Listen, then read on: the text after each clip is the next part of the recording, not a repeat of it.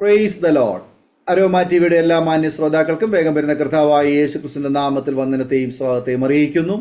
അനുഗ്രഹീതവും മനോഹരവുമായ നല്ല നിമിഷങ്ങൾക്കായി, നല്ല ദിവസത്തിനായി ഞാൻ കർത്താവിനെ സ്തോത്രം ചെയ്യുന്നു. വീണ്ടും ഒരുമിച്ച് ഒരു പ്രാവശ്യം കൂടി പ്രേക്ഷകരോടൊപ്പം ആയിരിക്കുന്നതിൽ ഞങ്ങൾക്ക് വളരെ സന്തോഷമുണ്ട്. ഇന്ന് നമ്മുടെ ക്ഷണം സ്വീകരിച്ച് നമ്മോടൊപ്പം ജോയിൻ ചെയ്തിരിക്കുന്നത് കർത്താവിൻ്റെ വിലപ്പെട്ട ദാസൻ പാസ്റ്റർ സജേഷ് തൻ്റെ ജീവിതാനുഭവങ്ങൾ പങ്കുവയ്ക്കുവാൻ നമ്മോടൊപ്പം ജോയിൻ ചെയ്തിട്ടുണ്ട്. നമുക്ക് ഏവർക്കും ശ്രദ്ധയോടെ പ്രാർത്ഥനയോടെ സ്കിപ്പ് ചെയ്യാതെ അവസാനം വരെ ഈ വീഡിയോ അനുഭവ സാക്ഷ്യങ്ങൾ കാണുകയും കേൾക്കുകയും ചെയ്യാം. തീർച്ചയായിട്ടും കേൾവിക്കാരുടെ ജീവിതത്തിൽ അത് വലിയ അനുഗ്രഹത്തിനും വിടുതലിനും കാരണമായി തീരുമെന്ന് ഞാൻ പൂർണ്ണമായി വിശ്വസിക്കുന്നു. നാം എല്ലാവരും ശ്രദ്ധയോടെ പ്രാർത്ഥനയോടെ ആയിരിക്കുമ്പോൾ കർത്താവിൻ്റെ വിലപ്പെട്ട ദാസൻ പാസ്റ്റർ സജേഷിനെ തികഞ്ഞ സ്നേഹത്തോടും ആദരവോടും കൂടി അരോമ ടിവിയുടെ പ്രേക്ഷകരോടൊപ്പം സമയം ചെലവഴിക്കുന്നതിനായിട്ട് ഞങ്ങൾ സ്വാഗതം ചെയ്തോളുന്നു. പ്രൈസ് ലോർഡ് ദൈവദാസനെ. Praise Lord. Praise Lord. Praise Lord. കർത്താവിന്റെ ദാസനെ അരോമ ടിവിയുടെ പ്രേക്ഷകരോടൊപ്പം പരിചയപ്പെടുത്തുന്നത് ഞങ്ങൾക്ക് വളരെ സന്തോഷമുണ്ട്. ഇത് പരിചയപ്പെടുത്താമോ? എവിടെ നിന്നാണ് ജോയിൻ ചെയ്തിരിക്കുന്നത്? കുടുംബാംഗങ്ങളെ ഒരു വാക്കിൽ പരിചയപ്പെടുത്താമോ? ഞാൻ ആദ്യമായിട്ട് ഇങ്ങനെ ഒരു അവസരം അരോമ ടി വിയിലൂടെ സാക്ഷ്യം അറിയിക്കുവാൻ ദൈവം നൽകിയ അവസരത്തെ ഓർത്ത് കർത്താവിനെ സ്തുതിക്കുന്നു, സ്തോത്രം ചെയ്യുന്നു. അതുപോലെ തന്നെ അരോമ ടി വിയുടെ പ്രസിഡന്റായിരിക്കുന്ന ബഹുമാന്യ കർത്തുദാസൻ ഡാനിയൽ ജോൺ അവர்களോടുള്ള നന്ദിയെ പ്രകാശിപ്പിക്കുകയാണ്. അപ്പോൾ തന്നെ ക്രിസ്തുവിന്റെ നാമത്തിൽ സ്നേഹവും വന്ദനവും അറിയിക്കുന്നു. ഞാൻ ഇപ്പോൾ ജോയിൻ ചെയ്തിരിക്കുന്നത് ആലപ്പുഴ ജില്ലയിൽ നിന്നാണ്. ആലപ്പുഴ ജില്ലയിൽ പുറക്കാട് എന്ന് പറഞ്ഞ സ്ഥലത്തു നിന്നാണ് ഞാൻ ജോയിൻ ചെയ്തിരിക്കുന്നത്. എനിക്ക് വൈഫ്, 2 ആൺമക്കളുണ്ട്. വൈഫ് എന്നോട് കൂടെ കർത്താവിന്റെ വേലയിലാണ്. 2 ആൺകുഞ്ഞുങ്ങള്. അവർ 2 പേരും സ്കൂളിൽ പഠിച്ചുകൊണ്ടിരിക്കുന്നു. മൂത്തയാള് SSLCക്ക് പഠിക്കുന്നു, രണ്ടാമത്തെ ആള് 8ാം ക്ലാസ്സിൽ പഠിക്കുന്നു. ആമേൻ. കർത്താവിന്റെ ദാസനെ പരിചയപ്പെടുത്തി വളരെ സന്തോഷമുണ്ട്. കർത്താവ് അനുഗ്രഹിക്കട്ടെ. തുടർന്ന് അരോമ ടിവിയുടെ പ്രേക്ഷകരോടൊപ്പം പങ്കുവയ്ക്കാൻ ആഗ്രഹിക്കുന്ന ജീവിതാനുഭവങ്ങൾ തുടർമാനമായി സംസാരിക്കുന്നതിന്, ബാല്യകാലം മുതലുള്ള നല്ല ഓർമ്മകൾ പങ്കുവയ്ക്കുന്നതിന് അവസരം വേർതിരിച്ചുകൊള്ളുന്നു. Price Lord. കർത്താവിന്റെ അതിപരിശുദ്ധ നാമത്തിന് നന്ദിയോടുകൂടെ സ്തോത്രം ചെയ്യുന്നു, സ്തുതിക്കുന്നു. അരോമ ടി വിയിലൂടെ എന്നെ ശ്രദ്ധിച്ചു കൊണ്ടിരിക്കുന്ന എല്ലാ പ്രിയപ്പെട്ടവർക്കും ഒരിക്കൽ കൂടെ യേശുക്രിസ്തുവിന്റെ നാമത്തിൽ സ്നേഹവും വന്ദനവും അറിയിച്ചുകൊണ്ട് കർത്താവിന്റെ ജീവിതത്തിൽ നൽകിയ ചില അത്ഭുതകരമായ വിടുതലുകളെ കുറിച്ച് നിങ്ങളോട് പങ്കുവെക്കുകയാണ്. എൻ്റെ പേര് സജേഷ് എന്നാണ്. സജേഷ് കുമാർ എന്നാണ് ഫുൾ നെയിം. ഞാൻ ഒരു സാധാരണ ഹൈന്ദവ കുടുംബത്തിൽ ജനിച്ച ഒരു വ്യക്തിയാണ്. എൻ്റെ അപ്പൻ, എൻ്റെ അമ്മ, അതുപോലെ തന്നെ എനിക്ക് 2 സഹോദരങ്ങളാണുള്ളത്. ഒന്ന് എനിക്ക് മൂത്തത് പെങ്ങളാണ്, രണ്ടാമത് എനിക്കുള്ളത് അനിയനാണ്. എല്ലാവരും കുടുംബസ്ഥരാണ്. വിവാഹമൊക്കെ കഴിഞ്ഞ് കുടുംബമായിട്ട് സുഖമായിട്ടൊക്കെ ജീവിക്കുന്നു. എന്നാൽ എൻ്റെ അമ്മ 2003 കർത്താവിന്റെ സന്നിധിയിൽ ചേർക്കപ്പെടുവാൻ ഇടയായി തീർന്നു. എൻ്റെ ബാല്യകാലം എന്ന് പറയുന്നത്, എൻ്റെ പ്രാഥമിക സ്കൂൾ വിദ്യാഭ്യാസമൊക്കെ ഏതാണ്ട് പുറക്കാട് പഞ്ചായത്തിൽ തന്നെയാണ് പൂർത്തിയാക്കിയിട്ടുള്ളത്. ഇവിടെ ഇപ്പം ഹയർ സെക്കൻഡറി വരെയുള്ള സംവിധാനം പുറക്കാട് പഞ്ചായത്തിലുണ്ട്. അപ്പോൾ വിദ്യാഭ്യാസം എല്ലാം തന്നെ ഈ പുറക്കാട് പഞ്ചായത്തിലാണ് പൂർത്തിയാക്കിയിട്ടുള്ളത്. ഞാൻ 10ാം ക്ലാസ്സിന് ശേഷമായിട്ട് കാർമൽ പോളിടെക്നിക്കിൽ പോയി diesel and petrol engine mechanism പഠിച്ചു. അങ്ങനെ പഠിച്ചുകൊണ്ടിരിക്കുന്ന ആ കാലയളവിൽ അല്പമായ രാഷ്ട്രീയ പ്രവർത്തനമൊക്കെ എൻ്റെ ജീവിതത്തിൽ ഉണ്ടായിരുന്നു. അങ്ങനെ രാഷ്ട്രീയ പ്രസ്ഥാനങ്ങളിൽ പ്രവർത്തിക്കുന്ന ആ ഒരു നിലവാരത്തിലേക്ക് ഞാൻ എൻ്റെ ജീവിതത്തെ വഴിതിരിച്ചു വിടുവാൻ ഇടയായി തീർന്നു. എന്നാൽ എൻ്റെ മനസ്സിൽ ഒരു വലിയ നീതിയുടെ വലിയൊരു ആഗ്രഹം എൻ്റെ മനസ്സിങ്ങനെ കിടപ്പുണ്ടായി. പക്ഷെ ആ നീതി ഒരു രാഷ്ട്രീയ പ്രസ്ഥാനത്തിലും എനിക്ക് ലഭിച്ചില്ല. അങ്ങനെ ഞാൻ മുൻപോട്ട് ജീവിച്ചു വരവേ എനിക്ക് പെട്ടെന്ന് തോന്നുകയാണ്, ഇങ്ങനെ പോയാൽ പറ്റത്തില്ല, ഒരു വരുമാന മാർഗം ആവശ്യമാണ്. അപ്പൊ അതിന് നല്ലൊരു ജോലി വേണം. അങ്ങനെയാണ് എൻ്റെ ജീവിതത്തിലെ ആദ്യത്തെ പ്രശ്നങ്ങളുടെ തുടക്കം എന്ന് പറയുന്നത് ജോലി തേടിയുള്ള യാത്രകളാണ്. ഞാനൊരു ജോലി തേടി വളരെ യാത്ര ചെയ്തിട്ടുള്ള വ്യക്തിയാണ്. കേരളത്തിൽ അങ്ങോളം ഇങ്ങോളം യാത്ര ചെയ്തു, കേരളത്തിന് വെളിയിൽ യാത്ര ചെയ്തിട്ടുണ്ട്. പക്ഷേ തമിഴ്നാട്ടിൽ ഞാൻ കുറച്ച് നാൾ മേട്ടുപ്പാളയത്ത് ജോലി ചെയ്തിട്ടുണ്ട്. പക്ഷേ ഈ ജോലിക്ക് പോകുന്നെങ്കിലും ഈ ജോലി ചെയ്യുമ്പോൾ എനിക്ക് ശരിയായ ഒരു സമാധാനം ലഭ്യമാകുന്നില്ല. എൻ്റെ മനസ്സ് ഭയങ്കര അസ്വസ്ഥമാണ്. അതെന്താണെന്ന് ചോദിച്ചാൽ എനിക്കറിയത്തില്ല. എൻ്റെ മനസ്സ് ഭയങ്കര അസ്വസ്ഥമാണ്. അങ്ങനെ ഇരിക്കുമ്പോഴാണ് എനിക്ക് തോന്നുന്നത് ഈ എൻ്റെ ജീവിതത്തിൽ എന്തൊക്കെയോ വലിയ പ്രശ്നങ്ങൾ വരുന്നതായിട്ട് ഞാനിങ്ങനെ മനസ്സിലാക്കി. സ്വീകരിക്കുന്നതാണ് ഏറ്റവും നല്ലതായ ഒരു മാർഗമെന്ന് ഞാൻ തന്നെ ഇങ്ങനെ ചിന്തിക്കുക, മരിക്കുക. കാരണം മനസ്സ് അസ്വസ്ഥമാണ്. ജോലിക്ക് പോകുന്നുണ്ടെങ്കിലും ആ ജോലിയിൽ സ്ഥിരപ്പെടാൻ കഴിയാത്തതിന്റെ വിഷമം ഒരു ഭാഗത്ത്, മാനസികമായ സമാധാനം നഷ്ടപ്പെടുന്നു എന്നുള്ളത് മറ്റൊരു ഭാഗത്ത് ഇങ്ങനെ തുടരുമ്പോൾ, എന്നേക്കുമായി ജീവിതം നശിപ്പിക്കുക എന്ന ആഗ്രഹത്തോടു കൂടെ ഏതാണ്ട് 4 തവണ ആത്മഹത്യാ ശ്രമം നടത്തിയ ഒരു വ്യക്തിയാണ് ഞാൻ. പക്ഷെ അതിനകത്തൊക്കെ ഒത്തിരി അത്ഭുതങ്ങളുണ്ട്. ഞങ്ങളുടെ പ്രദേശം എന്ന് പറയുന്നത് പടിഞ്ഞാറ് അറബിക്കടലിലും ഞങ്ങളുടെ വീടിന്റെ തൊട്ട് കിഴക്കേ സൈഡിലാണ് ദേശീയ ജലപാത സ്ഥിതി ചെയ്യുന്നത്. ബാക്കിയെല്ലാം നെൽപ്പാടങ്ങളാണ്. അപ്പൊ ഇവിടെ ധാരാളമായിട്ട് കീടനാശിനിയൊക്കെ സുലഭമായി കിട്ടുന്ന ഒരു സ്ഥലമാണ്. അങ്ങനെ ഒരു സന്ധ്യാ സമയത്ത് കീടനാശിനി കുടിച്ച് മരിക്കാൻ ആഗ്രഹത്തോടെ ഞാനിങ്ങനെ പാടവരമ്പത്തൂടെ നടന്നു പോവുക. അപ്പോൾ ഒരു സ്ഥലത്ത്, വിജനമായ ഒരു സ്ഥലത്ത് നിന്ന്, വീടുകളിൽ നിന്നൊക്കെ ഒത്തിരി അകന്നൊരു സ്ഥലത്ത് ചെന്നപ്പോൾ ഞാൻ ഈ കീടനാശിനി കുപ്പിയുടെ അടപ്പ് തുറന്ന് ഇങ്ങനെ വായിലോട്ട്, ചുണ്ടിലോട്ട് അടുപ്പിച്ചു. കുടിക്കുവാനായിട്ട് കമത്തണം എന്നെനിക്ക് ആഗ്രഹമുണ്ട്. പക്ഷേ ഈ വിഷക്കുപ്പി കമത്താൻ പറ്റുന്നില്ല. എന്റെ കൈക്ക് ആരോ പിടിച്ചിരിക്കുന്നതായിട്ട് എനിക്ക് അനുഭവപ്പെടുന്നുണ്ട്. എന്റെ കൈ പിടിച്ചു വലിക്കുക. 3 തവണ ഞാൻ എങ്ങനെ കുടിക്കാൻ ശ്രമിച്ചപ്പോഴൊക്കെ എന്റെ കയ്യിൽ ആരോ പിടിച്ചു വലിക്കുന്നു. ആരാണെന്ന് കാണുന്നില്ല, രൂപമൊന്നുമില്ല. എന്റെ കയ്യെ പിടിച്ചിരിക്കാൻ എനിക്ക് നന്നായിട്ട് അറിയാം. അപ്പൊ ഒരു ഭയപ്പാടോട് കൂടെ തന്നെ ഞാൻ ആ കീടനാശിനി കുപ്പി അവിടെ ഉപേക്ഷിച്ചേച്ച് ഓടി വീട്ടു വരുവാൻ ഇടയാക്കി. എന്റെ മനസ്സിനകത്ത് ഭയങ്കര ഭയവും സമാധാനമില്ലായ്മ ഇങ്ങനെ അതിരൂക്ഷമായി തുടരുക. 2 ദിവസം കൂടെ കഴിഞ്ഞപ്പോൾ ഞാൻ ഇങ്ങനെ തീരുമാനിച്ചു, ഞങ്ങളുടെ വീടിന്റെ വാതിക്കൽ ഒരു വലിയ മാവ് നിൽപ്പുണ്ട്, ആ മാവയെ കയറി കെട്ടിത്തൂങ്ങിച്ചാകാം. അങ്ങനെ ഒരു രാത്രി 12 മണിയോട് എടുക്കുന്ന സമയം എല്ലാവരും ഉറങ്ങിയെന്ന് ഉറപ്പ് വരുത്തിയിട്ട് ഞാൻ പതുക്കെ വെളിയിലിറങ്ങി ഒരു കയറുമായിട്ട് ഞാൻ ആ മാവിന്റെ മുകളിൽ കയറ് കെട്ടിക്കൊണ്ടിരിക്കുമ്പോൾ തന്നെ താഴെ ഒരു ശബ്ദം കേട്ടു. നീ ഇവിടെ എന്ത് ചെയ്യുകയാണെന്ന് എന്നോട് ചോദിക്കുന്ന ഒരു ശബ്ദം. പെട്ടെന്ന് ഞാൻ ചിന്തിച്ചു, ആരായിരിക്കുമെന്ന് വിചാരിച്ച് താഴേക്ക് നോക്കുമ്പോൾ എന്റെ പിതാവാണ് താഴെ വന്ന് നിൽക്കുന്നത്. അപ്പൊ പിതാവ് ഞാൻ ഈ ചെയ്യുന്ന ഉദ്യമം കണ്ടു എന്നുള്ള ഒരു ജാള്യത എനിക്കുണ്ടായിരുന്നു. ഞാൻ ഒന്നും മിണ്ടാതെ ഇറങ്ങി വന്നിട്ട് വീടിനകത്തേക്ക് കയറുമ്പോൾ ഞാൻ കാണുകയാണ് എന്റെ പിതാവ് സുഖമായിട്ട് അവിടെ കിടന്ന് ഉറങ്ങുന്നു. അപ്പൊ ഞാൻ ഇങ്ങനെ ചിന്തിച്ചു, ഈ മാവിന്റെ താഴെ വന്നത് ആരാണ്? എന്റെ പിതാവിനെയാണല്ലോ ഞാൻ കണ്ടത്. ഈ 2 സന്ദർഭങ്ങൾ, ഈ ആത്മഹത്യാ ശ്രമത്തിന് ഇടയിൽ നടന്ന ഈ 2 സംഭവങ്ങൾ എന്നെ മാനസികമായിട്ട് ഒത്തിരി ഭാരപ്പെടുത്തി. അങ്ങനെ ഇരിക്കുമ്പോഴാണ് ഞാൻ എൻ്റെ ആ സ്കൂൾ കാലഘട്ടം കഴിഞ്ഞ് വിവിധ രാഷ്ട്രീയ പ്രസ്ഥാനങ്ങളിൽ പ്രവർത്തിച്ച കാര്യം ഞാൻ പറഞ്ഞല്ലോ. ഒടുവിലായിട്ട് ഞാൻ BJPയിലാണ് വർക്ക് ചെയ്യുന്നത്. BJPയിൽ വർക്ക് ചെയ്യുക എന്ന് പറയുമ്പോൾ RSSന്റെ ഒരു സജീവ പ്രവർത്തകനായും വിശ്വ ഹിന്ദു പരിഷത്തിന്റെ ആലപ്പുഴ ജില്ലാ മെമ്പർഷിപ്പോട് കൂടെ പ്രവർത്തിച്ച ഒരാളാണ് ഞാൻ. അങ്ങനെ ഞങ്ങൾ ഒരു ദിവസം ഇങ്ങനെ ശാഖ കൂടുമ്പോൾ എനിക്കൊരു അറിയിപ്പ് ഇങ്ങനെ കിട്ടുകയാണ്, ഞങ്ങളുടെ ഇവിടെ പുറക്കാട് നിന്ന് ഒരു 2 കിലോമീറ്റർ മാറി തീരദേശ പ്രദേശത്ത് ചില ആളുകൾ മതം മാറ്റുവാനായിട്ട് കടന്നു വന്നിരിക്കുകയാണ്. അപ്പൊ അവരെ അവിടെ നിന്ന് ഓടിക്കണം. അതിനുള്ള ചുമതല എനിക്കാണ് തന്നിരിക്കുന്നത്. അങ്ങനെ ഞാൻ അവിടേക്ക് യാത്ര ചെയ്യുമ്പോൾ എൻ്റെ മനസ്സിൽ ആരോ പറയുകയാണ്, അവരവരുടെ കാര്യം ചെയ്യട്ടെ, നീ ഒരിക്കലും ഇതിനകത്ത് പോയി തടസ്സപ്പെടുത്താതെ നീ നിന്റെ വീട്ടിലേക്ക് പോകാനായിട്ട് എൻ്റെ ഹൃദയത്തിൽ ആരോ പറയുന്നു. അതുകൊണ്ട് തന്നെ ഞാൻ അങ്ങോട്ട് യാത്ര ചെയ്തെങ്കിലും എനിക്ക് അങ്ങോട്ട് പോകുവാൻ കഴിയാതെ എൻ്റെ മനസ്സിനെ തിരിച്ചു വിടുന്ന ഒരു പവർ. അങ്ങനെ ഞാൻ നേരെ വീട്ടിൽ വന്ന് സുഖമായിട്ട് കിടന്നുറങ്ങി. അങ്ങനെ ഇരിക്കുമ്പോഴാണ് എനിക്ക് നോർത്ത് ഇന്ത്യയിലെ ഒറീസയുടെ പ്രദേശത്ത് ജോലിയോടുള്ള ബന്ധത്തിൽ എനിക്ക് കടന്നു പോകേണ്ടതായ ഒരു സാഹചര്യം വന്നു.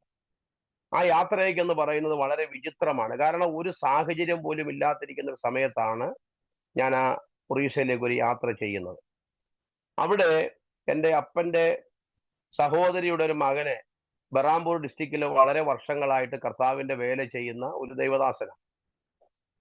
അപ്പം അദ്ദേഹം എന്നേക്കാൾ വലിയ ഗുണ്ടാ പ്രവൃത്തിയൊക്കെ ചെയ്തൊരു മനുഷ്യനായിരുന്നു. അതിൽ നിന്നാണ് കർത്താവിനെ അദ്ദേഹം അറിയാനും അറിഞ്ഞ ശേഷം മുതൽ നോർത്ത് ഇന്ത്യ, കാശ്മീർ മുതലുള്ള പ്രദേശങ്ങളിലൊക്കെ ദൈവവേല ചെയ്യുന്ന ഒരു ദൈവദാസനാണ്. അങ്ങനെ ഞാൻ എൻ്റെ അനുജനും അദ്ദേഹത്തിന്റെ അമ്മയുമായിട്ട് കേരളത്തിൽ നിന്ന് ഞങ്ങൾ ഒറീസയിലേക്ക് യാത്ര ചെയ്യുക. അങ്ങനെ ഒറീസയിൽ ഇരിക്കുന്ന സമയത്ത് ഇദ്ദേഹം എല്ലാ ദിവസവും എന്നോട് കർത്താവിനെ കുറിച്ച് പറയും.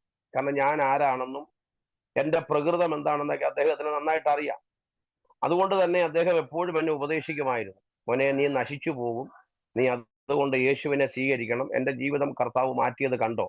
ഇങ്ങനെയൊക്കെയുള്ള ബുദ്ധി ഉപദേശങ്ങൾ എനിക്ക് തരുമ്പോൾ ഞാൻ ചിന്തിച്ചൊരു കാര്യമുണ്ട്, ഇത് വെറും ഒരു മതം മാറ്റുകാരുടെ ഒരു രീതിയാണ്. എന്നെ കൂടെ മതം മാറ്റി ക്രിസ്ത്യാനിയാക്കുവാനുള്ള ഒരു ബ്രെയിൻ വാഷ് ആണ് ഇദ്ദേഹം ചെയ്യുന്നതെന്നാണ് ഞാൻ ചിന്തിച്ചത്. അങ്ങനെ ഒരു ദിവസം ഇദ്ദേഹം 21 ദിവസം ഉപവസിക്കുന്ന സമയത്ത് ആ ഉപവാസത്തിന്റെ 4-ാം ദിവസം ഇദ്ദേഹം മുറിക്കകത്തിരുന്ന് പ്രാർത്ഥിക്കുന്ന ഞാൻ കണ്ടു.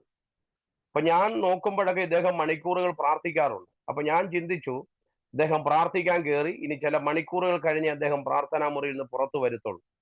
ആ സമയം കൊണ്ട് ഞാൻ നേരെ ഈ ഫ്ലാറ്റിന്റെ ടെറസിൽ ചെന്നിട്ട് തൊട്ടടുത്ത ഒരു ക്ഷേത്രത്തിലേക്ക് നോക്കി ഞാനിങ്ങനെ തൊഴുകയോടെ നിൽക്കുകയാണ്. കണ്ണുകൾ അടച്ച് ഏകാഗ്രതയോടെ ക്ഷേത്രത്തിലേക്ക് നോക്കി പ്രാർത്ഥിച്ച് നിൽക്കുന്ന സമയത്ത് പെട്ടെന്ന് പുറകിൽ ഒരു ശബ്ദം കേൾക്കാം.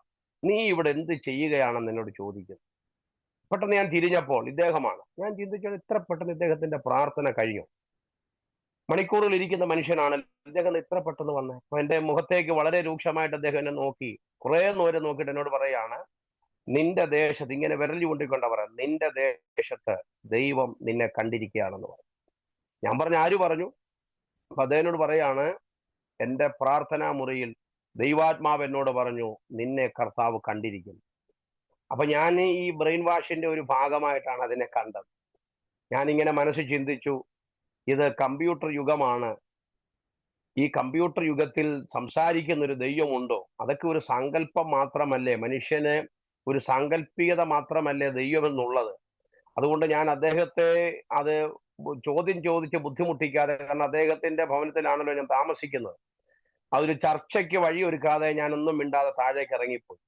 പക്ഷെ ചില ദിവസങ്ങൾ കഴിഞ്ഞപ്പോൾ എനിക്ക് തോന്നി, വീണ്ടും ഞാൻ ഒറീസയിൽ തുടർന്നാൽ ഒരു ക്രിസ്ത്യാനിയായി മാറും. അതുകൊണ്ട് എത്രയും പെട്ടെന്ന് നാട്ടിലേക്ക് വരണം എന്നുള്ള വലിയ ആഗ്രഹം എനിക്കുണ്ടായി.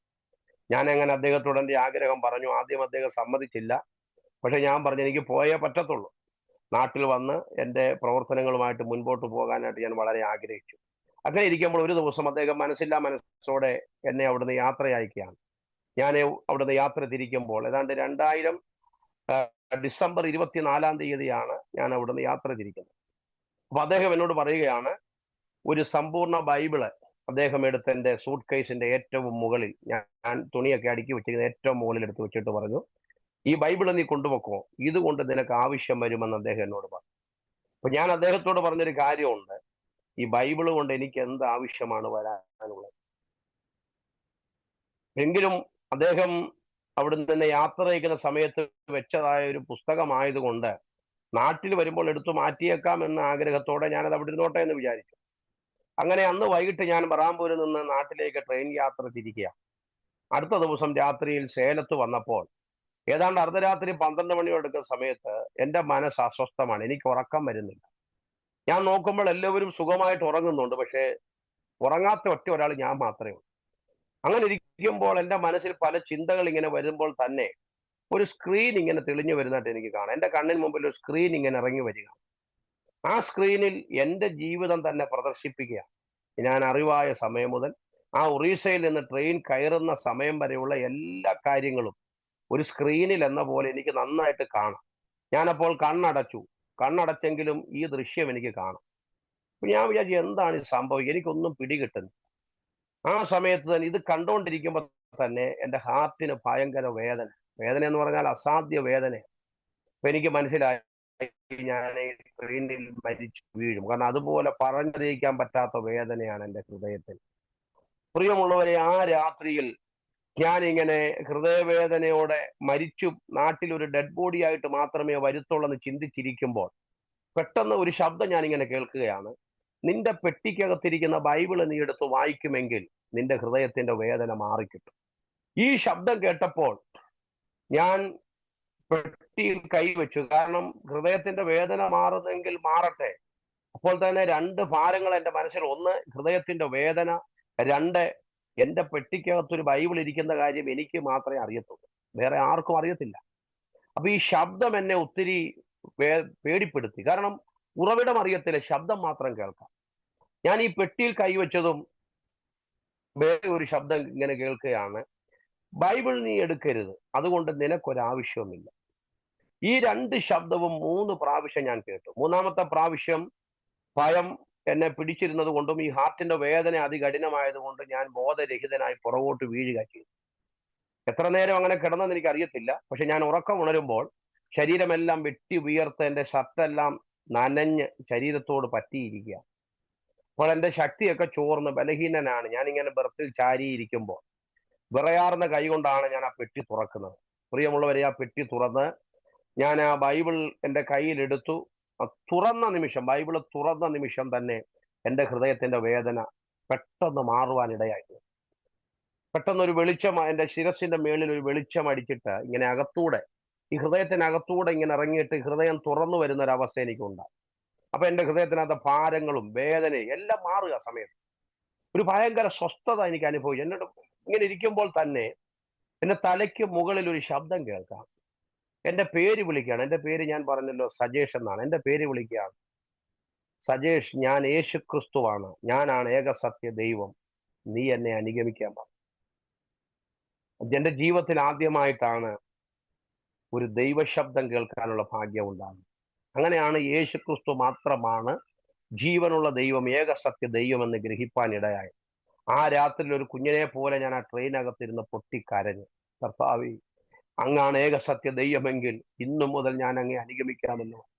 അങ്ങനെ പ്രിയമുള്ളവർ, 24 വർഷം കഴിഞ്ഞു ഞാൻ ഈ കർത്താവിനെ അനുഗമിക്കാൻ തുടങ്ങിയിട്ട്.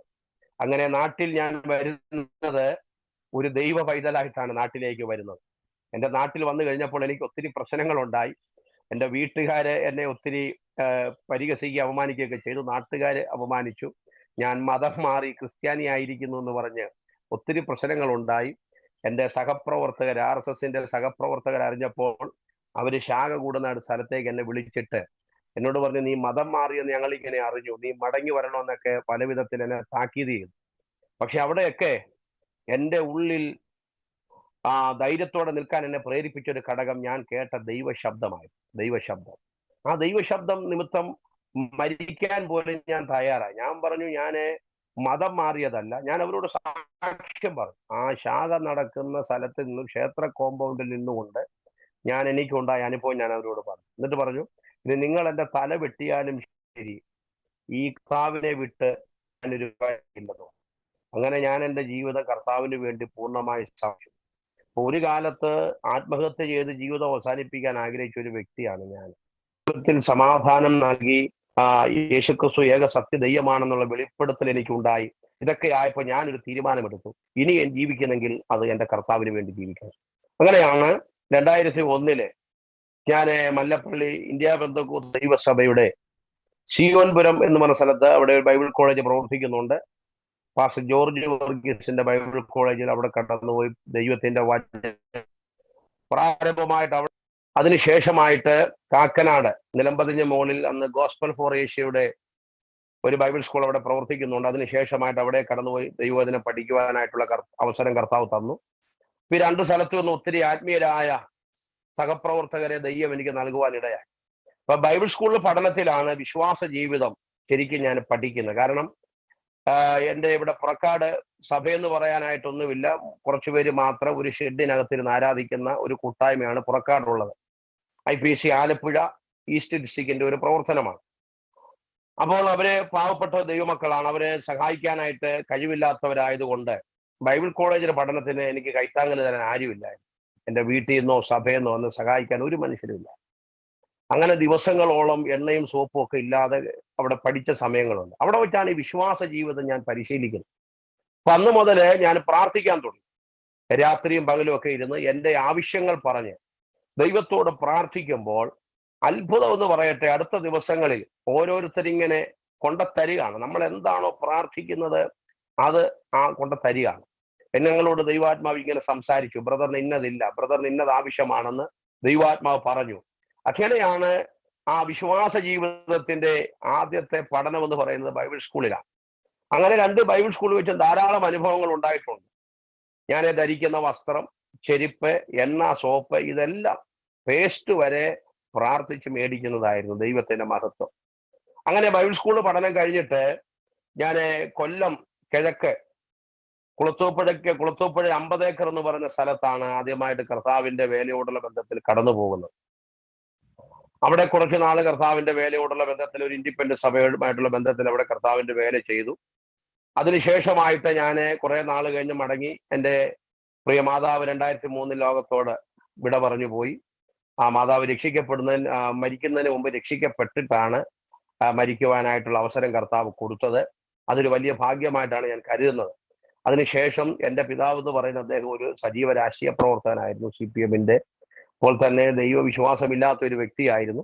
പക്ഷെ എന്നിൽ ഉണ്ടാക്കിയ മാറ്റം, എന്നിൽ ഉണ്ടാക്കിയ രൂപാന്തരം അദ്ദേഹത്തെ ഒത്തിരി ചിന്തിപ്പിച്ചു. ശേഷമായിട്ട് പ്രിയ മാതാവിന്റെ മരണശേഷമായിട്ട് എൻ്റെ പിതാവും വിശ്വാസ ജീവിതത്തിലേക്ക് കടന്നു വന്നു. അദ്ദേഹം ഇന്ന് കർത്താവിനെ ആരാധിക്കുന്ന ഒരു ദൈവപൈതലാണ്. ദൈവമില്ലാതിരുന്ന ഒരു മനുഷ്യനായിരുന്നു. പക്ഷെ ഇന്ന് അദ്ദേഹം ആവേശത്തോടു കൂടെ കർത്താവിനെ സേവിക്കുകയും ആരാധിക്കുകയും ചെയ്യുന്ന ഒരു വ്യക്തിയാണ്. ദൈവത്തിന്റെ മഹത്വം ഉണ്ടാകട്ടെ. പ്രിയമുള്ളവരെ, അങ്ങനെ ഞാൻ ഹൈസ്കൂളിൽ പഠനം കഴിഞ്ഞു ഇരിക്കുമ്പോൾ 2005 എൻ്റെ സഹോദരിയുടെ വിവാഹം നടക്കുകയാണ്. ആ വിവാഹത്തിന് ശേഷമായിട്ടാണ് 2006 എനിക്ക് വിവാഹത്തെക്കുറിച്ച് ചിന്തിക്കുന്ന ഒരു സമയം 2006. അങ്ങനെ ഞാൻ പ്രാർത്ഥിച്ചു. ഞാനും ഒരു ദൈവദാസനും കൂടെ ഞങ്ങൾ ഈ വിഷയത്തിന് വേണ്ടി ഇങ്ങനെ പ്രാർത്ഥിച്ചു കൊണ്ടിരിക്കുമ്പോൾ ദൈവം എനിക്ക് 4 വെളിപ്പാടുകളാണ് പരിശുദ്ധാത്മാവ് എനിക്ക് തന്നത്. അപ്പം ഈ വിവാഹത്തോടുള്ള ബന്ധത്തിൽ 4 വെളിപ്പാടുകളിൽ ആ 4 വെളിപ്പാട് ഇങ്ങനെയാണ്. ഒന്ന്, ഞാൻ വിവാഹം കഴിക്കാൻ പോകുന്ന പെൺകുട്ടി എന്ന് പറയുന്നത് ബൈബിൾ സ്കൂളിൽ പഠിച്ചതായിരിക്കും. ഒന്നാമത്തെ വെളിപ്പാട് അതാണ്. രണ്ടാമത് എന്ന വെളിപ്പാട് അവരുടെ വീടിനെ കുറിച്ചാണ്. അവരുടെ വീട് കിഴക്കോട്ട് ദർശനമുള്ള ഒരു വീടാണ്. മൂന്നാമത്തെ വെളിപ്പാട് ഈ വീടിന് കുറുകെ ഒരു തോട് ഒഴുകുന്നുണ്ട്. നാലാമത്തെ വെളിപ്പാട് എന്ന് പറയുന്നത് ഈ വീടിന്റെ വടക്കു ഭാഗത്ത് ഒരു തെങ്ങിൻ തോപ്പുണ്ട്. ഈ 4 വെളിപ്പാടുകൾ എനിക്ക് തരുന്നത് ഒരു ദൈവദാസനിലൂടെയാണ്. ഞങ്ങൾ 2 പ്രാർത്ഥനാ സഹകാരികളും. അപ്പൊ അദ്ദേഹത്തിലൂടെയാണ് ഈ വെളിപ്പാട് ഇങ്ങനെ പറയുക. 4 വെളിപ്പാടുകളായിട്ട് പരിശുദ്ധാത്മാവ്. ഞാനൊരു തീരുമാനം എടുത്തു. കർത്താവിന്റെ വേലയ്ക്കായിട്ട് ഇറങ്ങി തിരിച്ചു. എൻ്റെ ഇഷ്ടപ്രകാരം ഞാനൊരു വിവാഹം കഴിക്കത്തില്ല എന്ന് പറഞ്ഞാൽ സൗന്ദര്യം നോക്കത്തില്ല, ചുറ്റുപാട് നോക്കത്തില്ല, ഒന്നും ഞാൻ നോക്കത്തില്ല. ഇനിയിപ്പോ വഴിയെ പോകുന്ന ഒരു ഭിക്ഷക്കാരിയാണെങ്കിൽ പോലും കർത്താവ് പറയാണ് നീ അവളെ കെട്ടാൻ പറഞ്ഞാൽ കെട്ടും. ആ ഒരു തീരുമാനമാണ് ഞാൻ ദൈവത്തിന്റെ എടുത്തത്. അങ്ങനെ ഈ 4 വെളിപ്പാട് ഞാൻ ഗ്രഹിച്ചിട്ട് 3 സ്ഥലത്ത് ഞാൻ കടന്നുപോയി. അപ്പോൾ ഈ 3 സ്ഥലത്തും വ്യത്യസ്തമായ അനുഭവങ്ങളാണ് എനിക്ക് ഉണ്ടായത്. ഒന്ന്, ഞാൻ ഒന്നാമത് കടന്നു പോകുന്ന സ്ഥലത്ത് അവിടെ പെൺകുട്ടി ബൈബിൾ സ്കൂളിൽ പഠിച്ചതാണ്. പക്ഷെ അവരുടെ വീട് വടക്കോട്ട് ദർശനമാണ്. തോടിന് പകരം ഒരു റോഡാണ് കുറുകെ ഉള്ളത്. അപ്പൊ ഈ അടയാളം ഒത്തില്ല. ഞാൻ അവിടുന്ന് രണ്ടാമത് മറ്റൊരു സ്ഥലത്ത് ചില ആഴ്ചകൾക്ക് ശേഷം കടന്നു പോയപ്പോൾ ഒരു സഭയിൽ വെച്ചാണ് പെണ്ണുകാണൽ ഉണ്ടായത്. അപ്പൊ അവിടെ പെൺകുട്ടി ഭയങ്കര സുവിശേഷ തൽപരയാണ്. കർത്താവിന്റെ ദാസനോടും സഭയോടും ചേർന്ന് പ്രാക്ടികൾ കൊടുക്കാനും പരസ്യം നടത്താനൊക്കെ പോകാൻ വലിയ താല്പര്യമുള്ള ഒരു പെൺകുട്ടിയാണ്. പക്ഷെ പ്രശ്നം എന്ന് പറഞ്ഞാൽ ഈ പെൺകുട്ടി ബൈബിൾ സ്കൂളിൽ പഠിച്ചിട്ടില്ല. അപ്പൊ അതുകൊണ്ട് ആ അടയാളം ഒത്തില്ല. അങ്ങനെ മൂന്നാമത്തെ പ്രാവശ്യമാണ് മാവേലിക്കരയിൽ നിന്ന് ഇങ്ങനെ ഒരു ആലോചന വരുന്നു. അപ്പം ഞാൻ മനസ്സില്ലാ മനസ്സോടെയാണ് മൂന്നാമത്തെ പ്രാവശ്യം ശരിക്കും പോകുന്നത്. പക്ഷെ അവിടെ ചെന്ന് കഴിഞ്ഞപ്പോഴാണ് ഒരു വലിയ മിറക്കൽ ഞാൻ കാണുക. കാരണം കണ്ട ആ വെളിപ്പാട്, കാരണം ഒരു തോട്, ഈ കിഴക്കോട്ട് ദർശനമുള്ള വീട്, അതിന്റെ ഫ്രണ്ടിൽ ഒരു തോട് കുറുകെ ഒഴുകുന്നുണ്ട്. ഈ തോട് കടന്നാണ് ഇവരുടെ വീട്ടിലേക്ക് പോകേണ്ടത്. അപ്പൊ വീട്ടിലേക്ക് കയറുമ്പോൾ തന്നെ നമുക്കറിയാം വീടിന്റെ വടക്കു ഭാഗത്ത് തെങ്ങിൻ തോപ്പാണ്. ആ പുരയിടത്തിന്റെ പേര്, അവരുടെ പേര് തന്നെ തോപ്പിൽ പുരയിടം എന്ന് തന്നെയാണ് അതിന്റെ പേരും തന്നെ. അപ്പം പെൺകുട്ടി 2 ബൈബിൾ സ്കൂളിൽ പഠിച്ചിട്ടുണ്ട്. അപ്പൊ ഈ 4 അടയാളങ്ങളും പരിശുദ്ധാത്മാവ് തന്നു. അപ്പൊ എനിക്ക് മനസ്സിലായി അത് തന്നെയാണ്. അങ്ങനെ 2006 മാർച്ച് 30 എൻ്റെ വിവാഹം നടക്കുവാനായിട്ട് കർത്താവ് സഹായിച്ചു. ആ സമയത്ത് ഞാൻ ഒരു ടീം പ്രവർത്തനത്തോടുള്ള ബന്ധത്തിൽ ഞാനൊരു കവലപ്രസംഗിയാണ്. 21 രക്ഷിക്കപ്പെട്ട നാൾ മുതൽ ഇന്ന് വരെയും ഞാൻ പരസ്യങ്ങൾ നടത്തുന്ന ഒരാളാണ്. ഇപ്പോഴും പരസ്യം നടത്തുന്നുണ്ട്. എല്ലാ ചൊവ്വാഴ്ചകളിലും ഞങ്ങൾ 10 ദൈവദാസന്മാരുണ്ട്. ഞങ്ങൾ ഇങ്ങനെ റോഡുകളിലും, അപ്പോൾ തന്നെ ഫൈബർ ബോട്ടുണ്ട്. ഫൈബർ ബോട്ടിൽ ഞങ്ങളെല്ലാവരും കൂടെ കുട്ടനാടിന്റെ കുട്ടനാടിന്റെ മേഖലകളിലൊക്കെ, തീരദേശ പ്രദേശങ്ങളിലൊക്കെ യാത്ര ചെയ്ത് പകലന്തിയോളം കർത്താവിന്റെ വചനം അറിയിച്ചുകൊണ്ടിരിക്കുകയാണ്. ഒത്തിരി സഹോദരങ്ങൾ മദ്യപാനത്തിൽ നിന്നൊക്കെ രക്ഷപ്പെടാനായിട്ട് അത് കാരണമായിട്ടുണ്ട്. പിന്നെ മുറ്റത്ത് യോഗങ്ങൾ നടത്തുന്നുണ്ട്. അപ്പൊ സുവിശേഷീകരണം എന്ന് പറയുമ്പോൾ എൻ്റെ ഉള്ളിൽ ഭയങ്കര ആവേശമാണ്. എൻ്റെ കാരണം എൻ്റെ മുൻ ഹിസ്റ്ററിയാണ്. ഞാൻ അല്പമായിട്ട് മദ്യപിക്കുമായിരുന്നു, അടിപിടി ഉണ്ടാക്കുമായിരുന്നു, അങ്ങനെയൊക്കെ ജീവിച്ചൊരു സാഹചര്യം എനിക്കുണ്ട്. അപ്പൊ അന്നൊക്കെ ആ സമയത്തൊക്കെ എൻ്റെ അപ്പനും അമ്മയൊക്കെ വീടിനകത്ത് ഉറക്കം കുളിച്ച് കാത്തിരിക്കുമായി. ഞാൻ വന്നു കഴിഞ്ഞ് മാത്രമേ അവർ ഉറങ്ങത്തുള്ളൂ. അപ്പൊ അങ്ങനെ ഒരു അന്തരീക്ഷമായിരുന്നു എനിക്ക് ഉണ്ടായിരുന്നു. എന്നാൽ ഞാൻ വിശ്വാസത്തിൽ വന്നതിന് ശേഷമായിട്ട് അവരൊരിക്കൽ പോലും ഉറക്കം വിളിച്ചിരിക്കുന്നത് കണ്ടിട്ടില്ല. കാരണം അവർക്കറിയാം ഇനി ഞാൻ യാതൊരു പ്രശ്നങ്ങളിൽ അകപ്പെടത്തില്ലെന്ന് അവർക്ക് ബോധ്യമുണ്ടായി. അപ്പൊ ഞാനിങ്ങനെ ചിന്തിക്കും, ഇതുപോലെ അസ്വസ്ഥത അനുഭവിക്കുന്ന ഒത്തിരി മാതാപിതാക്കൾ നമുക്ക് ചുറ്റുമുണ്ട്. അപ്പോൾ നമ്മുടെ വാക്കുകൊണ്ട്, നമ്മുടെ സാക്ഷ്യം കൊണ്ട് ഒരാളെ രക്ഷപ്പെടാൻ കാരണമായാൽ അത് ഒത്തിരി പേരുടെ സമാധാനത്തിന് കാരണമാകുമല്ലോ. അതിനേക്കാൾ ഉപരിയായി അത് ദൈവപ്രസാദത്തിന് കാരണമാകുമെന്നുള്ള തിരിച്ചറിവാണ് കർത്താവിന്റെ വയലിൽ ഇങ്ങനെ അധ്വാനിക്കാനായിട്ടുള്ള ഒരു പ്രധാനപ്പെട്ട കാരണമെന്ന് പറയുന്നത്. ഇപ്പൊ 2006 മാർച്ച് 30 ഇതുപോലെ വിവാഹം കഴിഞ്ഞു. വിവാഹം കഴിഞ്ഞെങ്കിലും എന്റെ ശ്രദ്ധ മുഴുവൻ ഇതുപോലെ ടീം പ്രവർത്തനങ്ങളിലാണ്. പരസ്യങ്ങൾ നടത്തുക, കുറ്റത്യോഗങ്ങൾ നടത്തുക, അതിലാണ് ഇങ്ങനെ കുറെ വർഷങ്ങൾ ഇങ്ങനെ ശ്രദ്ധ കേന്ദ്രീകരിച്ചിരിക്കുക. അപ്പൊ തന്നെ എനിക്കൊരു ചെറിയ സഭാ ശുശ്രൂഷയുണ്ട്. മാവേലിക്കര തന്നെയാണ്. മാവേലിക്കര തന്നെ തട്ടാരമ്പലം മറ്റം എന്ന് പറഞ്ഞ സ്ഥലത്താണ് ആരാധന നടക്കുന്നത്. അപ്പൊ അങ്ങനെ ഇരിക്കെ ഞങ്ങൾക്ക് കുട്ടികളില്ല. 2 വർഷമായിട്ട് ഞങ്ങൾക്ക് കുട്ടികൾ ഉണ്ടാകുന്നില്ല. അപ്പൊ 2 വർഷം കഴിഞ്ഞപ്പോൾ എൻ്റെ വൈഫ് എന്നോട് പറഞ്ഞു, നമുക്ക് ഏതെങ്കിലും ഒരു നല്ല ഹോസ്പിറ്റലിൽ പോയി ഒന്ന് പരിശോധിക്കണം, എന്തുകൊണ്ടാണ് തലമുറ ഉണ്ടാകാത്തത്. അപ്പൊ എനിക്ക് പെട്ടെന്ന് അതിനോടൊരു താല്പര്യം വന്നില്ല. കാരണം ഞാൻ തിങ്കളാഴ്ച മുതൽ വ്യാഴാഴ്ച വരെ ടീം പ്രവർത്തനമാണ്. വെള്ളിയാഴ്ച ഉപവാസ പ്രാർത്ഥനയുണ്ട്. ശനിയാഴ്ച ഒരു ദിവസത്തെ റെസ്റ്റ് മാത്രമാണ് ശരിക്കും ഞാൻ എടുത്തുകൊണ്ടിരുന്നത്. കാരണം ബാക്കി എല്ലാ ദിവസങ്ങളിലും പ്രവർത്തനമാണ്. അപ്പൊ ഞാൻ അതിന് വലിയ മുഖവിലയ്ക്ക് എടുത്തില്ല. പക്ഷെ ഞാൻ നോക്കുമ്പോൾ കുറച്ച് ദിവസമായിട്ട് ഇങ്ങനെ മാനസികമായും ശാരീരികമായും ക്ഷീണിച്ചു വരികയാണ്. അപ്പൊ എനിക്ക് തോന്നി എന്തായാലും അവിടെ അപേക്ഷ ഒന്ന് കേൾക്കാം. അങ്ങനെ പുള്ളിക്കാരിയുടെ അഭിപ്രായം മാനിച്ചാണ് ഞങ്ങൾ മാവേലിക്കര ഫിലിപ്പ് മെമ്മോറിയൽ ഹോസ്പിറ്റൽ എന്ന് പറയും, അവിടെ ഡോക്ടർ സുകുമാരൻ, അദ്ദേഹം പ്രശസ്തനായ ഒരു ഗൈനക്കോളജിസ്റ്റ് ആണ്, ഗവൺമെന്റ് ഡോക്ടറായിരുന്നു. റിട്ടയർമെന്റിന് ശേഷം പുള്ളി അവിടെ പ്രാക്ടീസ് ചെയ്യുക. അപ്പൊ അദ്ദേഹത്തെ പോയി ഞങ്ങൾ കണ്ടു. ഭയങ്കര തിരക്കാണ്. ചിലപ്പോൾ രാത്രി 12 മണിക്കൊക്കെയാണ് അദ്ദേഹത്തെ കണ്ടേച്ച് ഞങ്ങൾ വരുന്നത്. അദ്ദേഹം നീണ്ട 1 വർഷക്കാലം ഞങ്ങളെ ട്രീറ്റ്മെന്റ് ചെയ്തു. പക്ഷെ ആ ട്രീറ്റ്മെന്റ് കൊണ്ടൊന്നും ഒരു പ്രയോജനം ഉണ്ടായില്ല. അപ്പൊ ആ സമയത്തൊക്കെ ഞങ്ങൾക്ക് വേണ്ടി പ്രാർത്ഥിക്കുന്ന ദൈവദാസന്മാര് വന്നിട്ട് ഞങ്ങളോട് ദൈവത്തിന്റെ ദൂത് പറയുമായിരുന്നു. നിങ്ങൾക്ക് ദൈവം ആൺകുഞ്ഞുങ്ങളെ ദാനമായി തരും എന്ന് പലരും പ്രാർത്ഥിച്ച് പറഞ്ഞിട്ടുണ്ട്. ഇപ്പൊ വാഗ്ദത്തം ഉണ്ടെങ്കിലും ഞങ്ങൾക്ക് ആ വാഗ്ദത്തത്തിന്റെ നിവൃത്തീകരണം കാണാൻ കഴിയുന്നില്ല. അങ്ങനെ 1 വർഷം കൂടെ ട്രീറ്റ്മെന്റ് കഴിഞ്ഞപ്പോൾ ഞാനൊരു തീരുമാനം, വൈഫിനെ കൊണ്ട് തീരുമാനം എടുക്കുകയാണ്. വീട്ടിൽ കയറുന്നതിന് മുമ്പ്, വീടിനകത്ത് പ്രവേശിക്കുന്നതിന് മുമ്പ് നീ ഒരു തീരുമാനത്തിലെത്തണം. അതെന്താണെന്ന് ചോദിച്ചു കഴിഞ്ഞാൽ, ഇനി ഈ ഒരു ആവശ്യം പറഞ്ഞ് ഒരു ആശുപത്രിയിലും പോകത്തില്ലെന്ന് തീരുമാനമെടുത്തിട്ട് വീടിനകത്ത് കയറിയാൽ മതിയാണ്. പ്രിയമുള്ളവരെ, അങ്ങനെ ആ ഒരു രാത്രി സമയത്ത് എൻ്റെ കൈ പിടിച്ച് എൻ്റെ വൈഫ് ഇങ്ങനെ ഒന്നും പറയുന്നില്ല, കണ്ണുനീര് ധാരധാരെ ഒഴുകുന്നുണ്ട്. കണ്ണുനീരൊഴുകി എൻ്റെ കൈപ്പത്തിയിലെല്ലാം വീണു. അവള് ഇടറിയ ശബ്ദത്തോടെ പറഞ്ഞു, ഇനി ഞാൻ ഒരിക്കലും നിർബന്ധിക്കത്തില്ലെന്ന് പറഞ്ഞ് കരഞ്ഞുകൊണ്ടാണ് വീടിനകത്തേക്ക് കയറിപ്പോകുന്നത്. അപ്പൊ ഞാൻ ഇങ്ങനെ ചിന്തിച്ചു, ഈ ദൈവത്തിന്റെ വാഗ്ദത്തം നമുക്കുണ്ടെങ്കിൽ ആ വാഗ്ദത്തം പ്രാപിക്കാൻ കുറുക്കു വഴികളൊന്നുമില്ല. അതുകൊണ്ട് ദൈവസന്നിധിയിൽ മുട്ടുമടക്കുക എന്നുള്ളതേ ഉള്ളൂ. അങ്ങനെ ഞങ്ങൾ രണ്ടും കൂടെ തീരുമാനത്തിലെത്തി.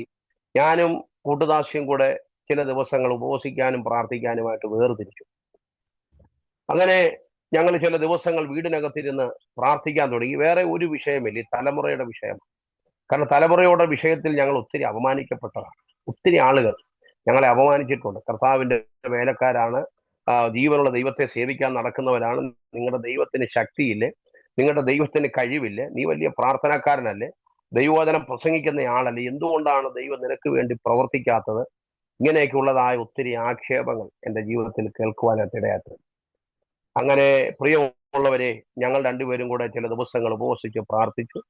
ആ ഉപവാസവും പ്രാർത്ഥനയും, അപ്പൊ മരുന്ന് പൂർണ്ണമായിട്ട് നിർത്തിയാണ്. മരുന്ന് നിർത്തി, ആശുപത്രി പോക്ക് നിർത്തി, പൂർണ്ണമായി ചില ദിവസങ്ങൾ ഉപവസിക്കുകയും പ്രാർത്ഥിക്കുകയും ചെയ്തതിന്റെ പരിണിത ഫലമായിട്ട് ദൈവം 2 ആൺകുഞ്ഞുങ്ങളെ ഞങ്ങൾക്ക് നൽകുവാനായിട്ട് ഇടയാത്തത്. മൂത്തവനെ ദൈവം തന്നു. അപ്പൊ ഞാൻ ദൈവത്തോട് ചോദിച്ചു, കർത്താവേ, ഇസഹാക്കിന് പേരിട്ടത് ദൈവമാണല്ലോ, ഇസ്മായിൽ എന്ന പേര് കൊടുത്തും ദൈവമാണ്. അങ്ങനെയെങ്കിൽ ദൈവം അടിയന് തന്ന തലമുറയ്ക്ക് ദൈവം തന്നെ ഒരു പേര് അവന് നാമകരണം ചെയ്യണം. ഞാനങ്ങനെ ദൈവസന്നിധിയിൽ വേദപുസ്തകവുമായിട്ട് മുട്ടുമേലിരിക്കുമ്പോൾ പരിശുദ്ധാത്മാവിന്റെ ഹൃദയത്തിൽ പ്രേരിപ്പിച്ചൊരു പേരാണ് ജോയേൽ എന്നുള്ളത്.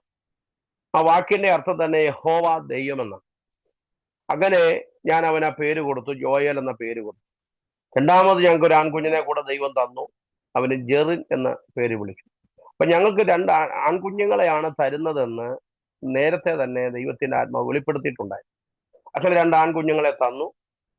അവര് ഇപ്പോൾ മൂത്തയാള് 10ാം ക്ലാസ്സിലും രണ്ടാമത്തെ ആള് 8ാം ക്ലാസ്സിലും പഠിക്കുകയാണ്. ഞാൻ പറഞ്ഞത്, മെഡിക്കൽ സയൻസ് പറഞ്ഞത് ഞങ്ങൾക്ക് തലമുറകൾ ഉണ്ടാകത്തില്ലെന്നാണ്. പക്ഷേ MBBS പോലും പഠനമില്ലാത്ത, പ്രാഥമിക വിദ്യാഭ്യാസം പോലും ഇല്ലാത്ത ദൈവദാസന്മാരെ പ്രാർത്ഥിച്ചു പറഞ്ഞത് ദൈവം നിങ്ങൾക്ക് ആൺകുഞ്ഞുങ്ങളെ തരുമെന്ന്. അപ്പൊ നോക്കിക്കേ, വൈദ്യശാസ്ത്രം പരാജയപ്പെട്ടെടുത്ത് ദൈവശാസ്ത്രത്തിന്റെ വിജയം എത്രത്തോളം വലുതാണെന്ന് മാന്യ കേൾവിക്കാർ തിരിച്ചറിയണം. പ്രിയമുള്ളവരെ, ഇന്നും കർത്താവ് അസാധ്യങ്ങളെ സാധ്യമാക്കുന്നവനാണ്. ദൈവം അത്ഭുതങ്ങളുടെ ദൈവമാണ്. പക്ഷെ ഞങ്ങളെ കൊണ്ട് ഈ ഒരു തീരുമാനം കർത്താവ് എടുപ്പിച്ചത് മറ്റൊന്നുമല്ല. ഞാൻ വൈഫിനോട് ഇങ്ങനെ പറഞ്ഞു, നമുക്ക് തലമുറയില്ല, ഇപ്പൊ ട്രീറ്റ്മെന്റ് ചെയ്തിട്ടും പ്രയോജനമില്ല. നമുക്കൊരു കാര്യം ചെയ്യാം. ദൈവവചനം പഠിക്കുമ്പോൾ ഹന്ന എന്ന് പറയുന്ന ആ ഒരു സ്ത്രീയെ കുറിച്ച് നമ്മൾ പഠിക്കുന്നുണ്ട്. അവൾക്ക് തലമുറയില്ലാതെ പെനീനെ അവളെ മുഷിപ്പിച്ചപ്പോൾ അവൾ ദൈവസന്നിധിയിൽ ഒരു നേർച്ച നേർന്നായിട്ട് പറഞ്ഞു, നമുക്കൊരു തീരുമാനമെടുക്കാം. കാരണം ദൈവം നമുക്കൊരു ആൺകുഞ്ഞിനെ നൽകിയാൽ അവനെ കർത്താവിന് വേണ്ടി തന്നുകൊള്ളാമെന്നൊരു ഉടമ്പടി നമുക്കൂടെ എടുക്കാന്ന് പറഞ്ഞു. അങ്ങനെ ഈ ഉപവാസ ദിവസം ഞങ്ങൾ രണ്ടുപേരും കൂടെ എടുത്ത തീരുമാനമാണ്, ദൈവം ഞങ്ങൾക്ക് തരുന്ന ആൺകുഞ്ഞിനെ ഞങ്ങൾ കർത്താവിന് വേണ്ടി തന്നുകൊള്ളു. ഒരു ഉടമ്പടി ഞങ്ങൾ ചെയ്തതാണ്. എന്തായാലും കൊള്ളാം, ദൈവം ആ ഉടമ്പടി ദൈവം അംഗീകരിച്ചു. ദൈവം ഞങ്ങൾക്ക് വേണ്ടി അത്ഭുതം ചെയ്തു. 2 ആൺകുഞ്ഞുങ്ങളെ ദൈവം തന്നു. അതോടുകൂടെ ഞങ്ങളുടെ ആ നിന്ന ദൈവം നീക്കുവാനായിട്ട് ഇടയായിട്ടുണ്ട്. അതിനുശേഷമായിട്ട് ഞാൻ മാവേലിക്കര കേന്ദ്രമാക്കിയാണ് അവിടെയാണ് സഭാപ്രവർത്തനങ്ങളൊക്കെ നടന്നുകൊണ്ടിരിക്കുന്നത്. ഞാൻ പ്രവർത്തിക്കുന്ന മേഖല എന്ന് പറയുന്നത് ഏതാണ്ട് 13 ക്ഷേത്രങ്ങളുടെ നടുവിലാണ് എൻ്റെ ആരാധനാ സ്ഥലം എന്ന് പറയുന്നത്. ഒത്തിരി പ്രശ്നങ്ങൾ, വെല്ലുവിളികൾ, എന്നെ കൊല്ലുവാൻ വരെ പലപ്പോഴും ആളുകൾ അവിടെ കൂടിയിട്ടുണ്ട്. പക്ഷെ ദൈവം പൗലോസിനെ വിടിവിച്ചതുപോലെ പലപ്പോഴും കർത്താവിനെ വിടിവിച്ചു. പക്ഷെ ഒന്ന് ഞാൻ പറയാൻ ആഗ്രഹിക്കുകയാണ്, എന്നെ അന്ന് വേട്ടയാടിയ, എന്നെ കൊല്ലാൻ തീരുമാനിച്ച, എനിക്ക് വേണ്ടി പതിയിരുന്ന പല ആളുകളും ഇന്ന് ഈ പൂപ്പരപ്പിലില്ല എന്നുള്ളത് വാസ്തവമാണ്. കാരണം ഏതാണ്ട് 21 ദിവസത്തെ ഉപവാസം കഴിഞ്ഞപ്പോൾ തന്നെ ദൈവസഭയ്ക്ക് വിരോധമായിട്ട് നിന്ന, എനിക്ക് വിരോധമായിട്ട് നിന്ന പലരും ലോകത്ത് മാറ്റപ്പെടുവാൻ തക്കവണ്ണം ഇടയാക്കി. അതിൽ എടുത്തു പറയത്തക്ക ഒത്തിരി കാര്യങ്ങളുണ്ടെങ്കിലും ഇതൊരു ചാനൽ ആയതുകൊണ്ട് പരസ്യമായി പറയാൻ എനിക്ക് ബുദ്ധിമുട്ടുണ്ട്. എനിക്ക് വിരോധമായി നിന്ന പല ആളുകളെയും ദൈവം അങ്ങനെ തന്നെ മാറ്റി കളയുന്നത് കാണുവാനായിട്ട് ഇടയാക്കിയത്. കാരണം ഇത് കർത്താവിന്റെ വേലയാണ്. ദൈവത്തിന്റെ വേല എന്ന് പറയുന്നത് ലോകത്തിലെ ഏറ്റവും പ്രധാനപ്പെട്ട ഒരു ജോലിയാണ്. ആരും നശിച്ചു പോകരുതെന്നാണ് ദൈവം ആഗ്രഹിക്കുന്നത്. അതുകൊണ്ട് തന്നെ ഒരു ദൈവവേലക്കാരനെ സംബന്ധിച്ചിടത്തോളം അവൻ ദൈവത്തിന്റെ ആ ഉദ്ദേശം ഇല്ലെങ്കിൽ ദൈവത്തിന്റെ പദ്ധതി വഹിച്ചുകൊണ്ട് നടക്കുന്ന ഒരാളാണ് ഒരു ദൈവദാസൻ എന്ന് പറയുന്നത്. അപ്പൊ നമ്മുടെ ലക്ഷ്യസ്ഥാനം, നമ്മുടെ ആഗ്രഹമോ നമ്മുടെ ലക്ഷ്യമോ പൂർത്തീകരിക്കാനല്ല നമ്മളെ കർത്താവിന്റെ വേല ചെയ്യുന്ന ആ സ്ഥലത്തായിരിക്കുന്നത്. അവിടെ ദൈവത്തിന്റെ ഹിതം നമ്മിലൂടെ നിവർത്തിക്കണം. അതിനുവേണ്ടി സമർപ്പിക്കപ്പെട്ടതാണ് ഞാൻ. എൻ്റെ ജീവിതം കർത്താവിന് വേണ്ടി സമർപ്പിക്കപ്പെട്ടതാണ്. അതുകൊണ്ട് എൻ്റെ ഇഷ്ടങ്ങൾക്ക് ഞാൻ വില കൊടുക്കുന്നില്ല. എൻ്റെ ആഗ്രഹങ്ങളെല്ലാം മാറ്റി വെച്ചിട്ടാണ് ഞാൻ കർത്താവിന് വേണ്ടി അവിടെ നിൽക്കുന്നത്. അങ്ങനെ ഒത്തിരി വെല്ലുവിളികൾ, ഒത്തിരി പ്രശ്നങ്ങളൊക്കെ ആ ദേശത്ത് കടന്നു വന്നു. എന്നാൽ അവിടെ ആരാധനയ്ക്ക് പോകാനൊക്കെ ഒത്തിരി ബുദ്ധിമുട്ടുള്ള സ്ഥലമാണ്. കാരണം വളരെ താഴ്ച പ്രദേശമായതുകൊണ്ട് തന്നെ മഴ പെയ്യുമ്പോഴൊക്കെ വെള്ളക്കെട്ട് രൂക്ഷമായിട്ടുള്ള സ്ഥലമാണ്. ഇപ്പൊ 2 മാസമൊക്കെ അവിടെ വെള്ളം കെട്ടിക്കിടക്കുക എന്ന് പറയുമ്പോൾ ഒന്ന് ആലോചിക്കണം. ഞാൻ ഈ 2 മാസം മൂത്ത മകനെ തോളയിലിരുത്തും, ഇളയ മകനെ കയ്യിലെടുത്തുകൊണ്ടാണ് ഞങ്ങൾ ഇങ്ങനെ ഏതാണ്ട് 1 കിലോമീറ്ററോളം നീന്തിയാണ് ഈ ആരാധനാ സ്ഥലത്തേക്ക് പോകുന്നത്. അങ്ങനെ ചില വർഷങ്ങൾ എന്തായാലും അവിടെ ഇരുന്ന് പ്രാർത്ഥിച്ചു, ഉപവസിച്ചും പ്രാർത്ഥിച്ചും, കർത്താവേ ഈ സ്ഥിതിഗതികൾക്കെല്ലാം ദൈവം വലിയ മാറ്റം തരണം. ആ പ്രാർത്ഥന ദൈവം കേട്ടു. നീണ്ട 10 വർഷത്തെ പ്രാർത്ഥനയുടെ ഫലമായിട്ട് ആ ദേശത്തിന്റെ നെടുകയും കുറുകയും എല്ലാം ദൈവം റോഡ് സ്വോത്രം മനോഹരമായ റോഡ്. വീട് കൃപയാൽ നമ്മുടെ വാഹനം ആരാധനാ സ്ഥലത്തിന്റെ തൊട്ടടുത്ത് വരെ ചെല്ലുവാനായിട്ടുള്ള സംവിധാനമാണ് സ്വർഗത്തിലെ ദൈവം നൽകി തരുവാനായിട്ട് ഇടയായിട്ട് വരുന്നത്. അതുപോലെ തന്നെ ആത്മഹത്യാശ്രമത്തിൽ കിടന്ന ഒത്തിരി ആളുകളെ ആത്മഹത്യാശ്രമത്തിൽ നിന്നും കർത്താവ് എന്നെ വിടുവിച്ചതുപോലെ തന്നെ അവരെയും വിടുവിക്കാനായിട്ട് ദൈവനെ ഉപയോഗിച്ചിട്ടുണ്ട്. ദൈവത്തിന്റെ മഹത്വം. അതുപോലെ മദ്യപാനികളായിരിക്കുന്ന യുവാക്കന്മാരെ ഒക്കെ ഇതുപോലെ, ഇതെല്ലാം പരസ്യോഗ ശുശ്രൂഷകൾ നടക്കുന്ന കാര്യമാണ്. എൻ്റെ ജീവിതത്തിലെ പ്രധാനപ്പെട്ട 2 അനുഭവം എന്ന് പറയുന്നത്, ഞാൻ എടുത്വ പാണ്ടങ്കരി എന്ന സ്ഥലത്ത് ഒരു ദിവസം ഇങ്ങനെ പരസ്യവും നടത്തുകയാണ്. ദൈവാത്മാവ് പ്രേരിപ്പിച്ച് അവിടെ പോയി കർത്താവിന്റെ വചനം അറിയിക്കണം. അങ്ങനെ അവിടെ പ്രസംഗിച്ചുകൊണ്ടിരിക്കുമ്പോൾ തൊട്ടടുത്ത് ഒരു സംഭവം നടക്കുകയാണ്. തൊട്ടടുത്ത് ഞാൻ ഈ പ്രസംഗിക്കുന്നതിന്റെ 3 വീടിനപ്പുറത്ത് ഒരു ബിസിനസ്സുകാരൻ തന്റെ ബിസിനസ് നല്ല രീതിയിൽ പോയിക്കൊണ്ടിരിക്കുമ്പോൾ ഒത്തിരി സുഹൃത്തുക്കൾ അദ്ദേഹത്തിനുണ്ടായി. അങ്ങനെ സുഹൃത്ത് ബന്ധം കൂടിയപ്പോൾ അദ്ദേഹത്തിന്റെ ദിവസങ്ങൾ ക്ലബ്ബുകളിലും ബാറുകളിലുമായി ചെലവഴിക്കാൻ തുടങ്ങി. അങ്ങനെ ധാരാളം പണച്ചെലവ് കഴിച്ചുള്ളൊരു ജീവിതം അദ്ദേഹം തുടങ്ങിയപ്പോൾ അദ്ദേഹത്തിന്റെ ബിസിനസ്സും എല്ലാം തകരാൻ തുടങ്ങി. ബിസിനസ് തകരാൻ തുടങ്ങി, സമ്പാദ്യമൊക്കെ തീരാൻ തുടങ്ങിയപ്പോൾ തന്റെ ഭാര്യയും മക്കളും തന്നെ ഉപേക്ഷിച്ചു പോയി. അപ്പൊ അദ്ദേഹം അന്ന് ഞാൻ അവിടെ പരസ്യോഗം പ്രസംഗിച്ചുകൊണ്ടിരിക്കുമ്പോൾ അദ്ദേഹം ഒരു തീരുമാനം എടുക്കുകയാണെന്ന്. അദ്ദേഹം മദ്യപിച്ചുകൊണ്ടിരിക്കുക, വീടിനകത്ത് മദ്യം ഒഴിച്ച് കുടിച്ചുകൊണ്ടിരിക്കും. പ്രസംഗം തുടങ്ങുമ്പോൾ പുള്ളി കുടി തുടങ്ങി. അപ്പൊ പുള്ളി പറയുന്നത്, ഞാനിവിടെ പ്രസംഗിക്കുന്ന എല്ലാ വചനങ്ങളും അദ്ദേഹത്തോടുള്ള ഒരു ദൂതായി. ഞാൻ പ്രസംഗിക്കുമ്പോൾ തന്നെ 2 ദൈവദാസന്മാർ അതുവഴി നടന്നു പോകുമ്പോൾ അദ്ദേഹം അവരെ വിളിച്ചിട്ട് പറഞ്ഞു, ആ പ്രസംഗം മുഴുവൻ എന്നോടായിരുന്നു. ഞാനൊരു തീരുമാനമെടുത്തിരിക്കുക, ഇന്നത്തോടു കൂടെ എൻ്റെ ജീവിതം അവസാനിപ്പിക്കും. അങ്ങനെ അദ്ദേഹം ലാസ്റ്റ് മദ്യപാനമായി. ഈ മദ്യപാനം കഴിഞ്ഞാൽ പുള്ളി ആത്മഹത്യ ചെയ്യാൻ തീരുമാനിച്ചിരിക്കും. പക്ഷേ ആ ദൈവശബ്ദം അദ്ദേഹത്തെ വളരെ ആകർഷിച്ചു. പുള്ളിയുടെ ആത്മഹത്യാ ചിന്തയിൽ നിന്നും ദൈവം അദ്ദേഹത്തെ വിടുവിച്ചു. പുള്ളി തീരുമാനമെടുത്തു, ഇന്നു മുതൽ ഞാൻ മദ്യപാനം ഉപേക്ഷിക്കുക, ഞാൻ ആത്മഹത്യ ചെയ്യത്തില്ല, ഞാൻ ദൈവഹിതപ്രകാരം ജീവിക്കുമെന്ന് പറഞ്ഞ് ബാക്കി അവശേഷിക്കുന്ന മദ്യം അദ്ദേഹം താഴെ ഒഴിച്ചു കളയാൻ ഇടയായിട്ട്. അതാണ് എൻ്റെ ജീവിതത്തിൽ എടുത്തു പറയത്തക്കതായി ഈ അടുത്ത സമയത്ത് നടന്നൊരു സംഭവം. രണ്ടാമത് ഇതേപോലെ തന്നെ സമാനമായ ഒരു സംഭവമാണ് മാവേലിക്കര മാങ്കാങ്കുഴി എന്ന് പറഞ്ഞ സ്ഥലത്ത്. സന്ധ്യാസമയം 6:30 കഴിഞ്ഞപ്പോഴാണ് എനിക്ക് പ്രസംഗിക്കാനായിട്ട് ഇവിടെ മൈക്ക് കിട്ടുന്നത്. റോഡ് സൈഡിൽ ഞാൻ ഇങ്ങനെ പ്രസംഗിക്കുകയാണ്.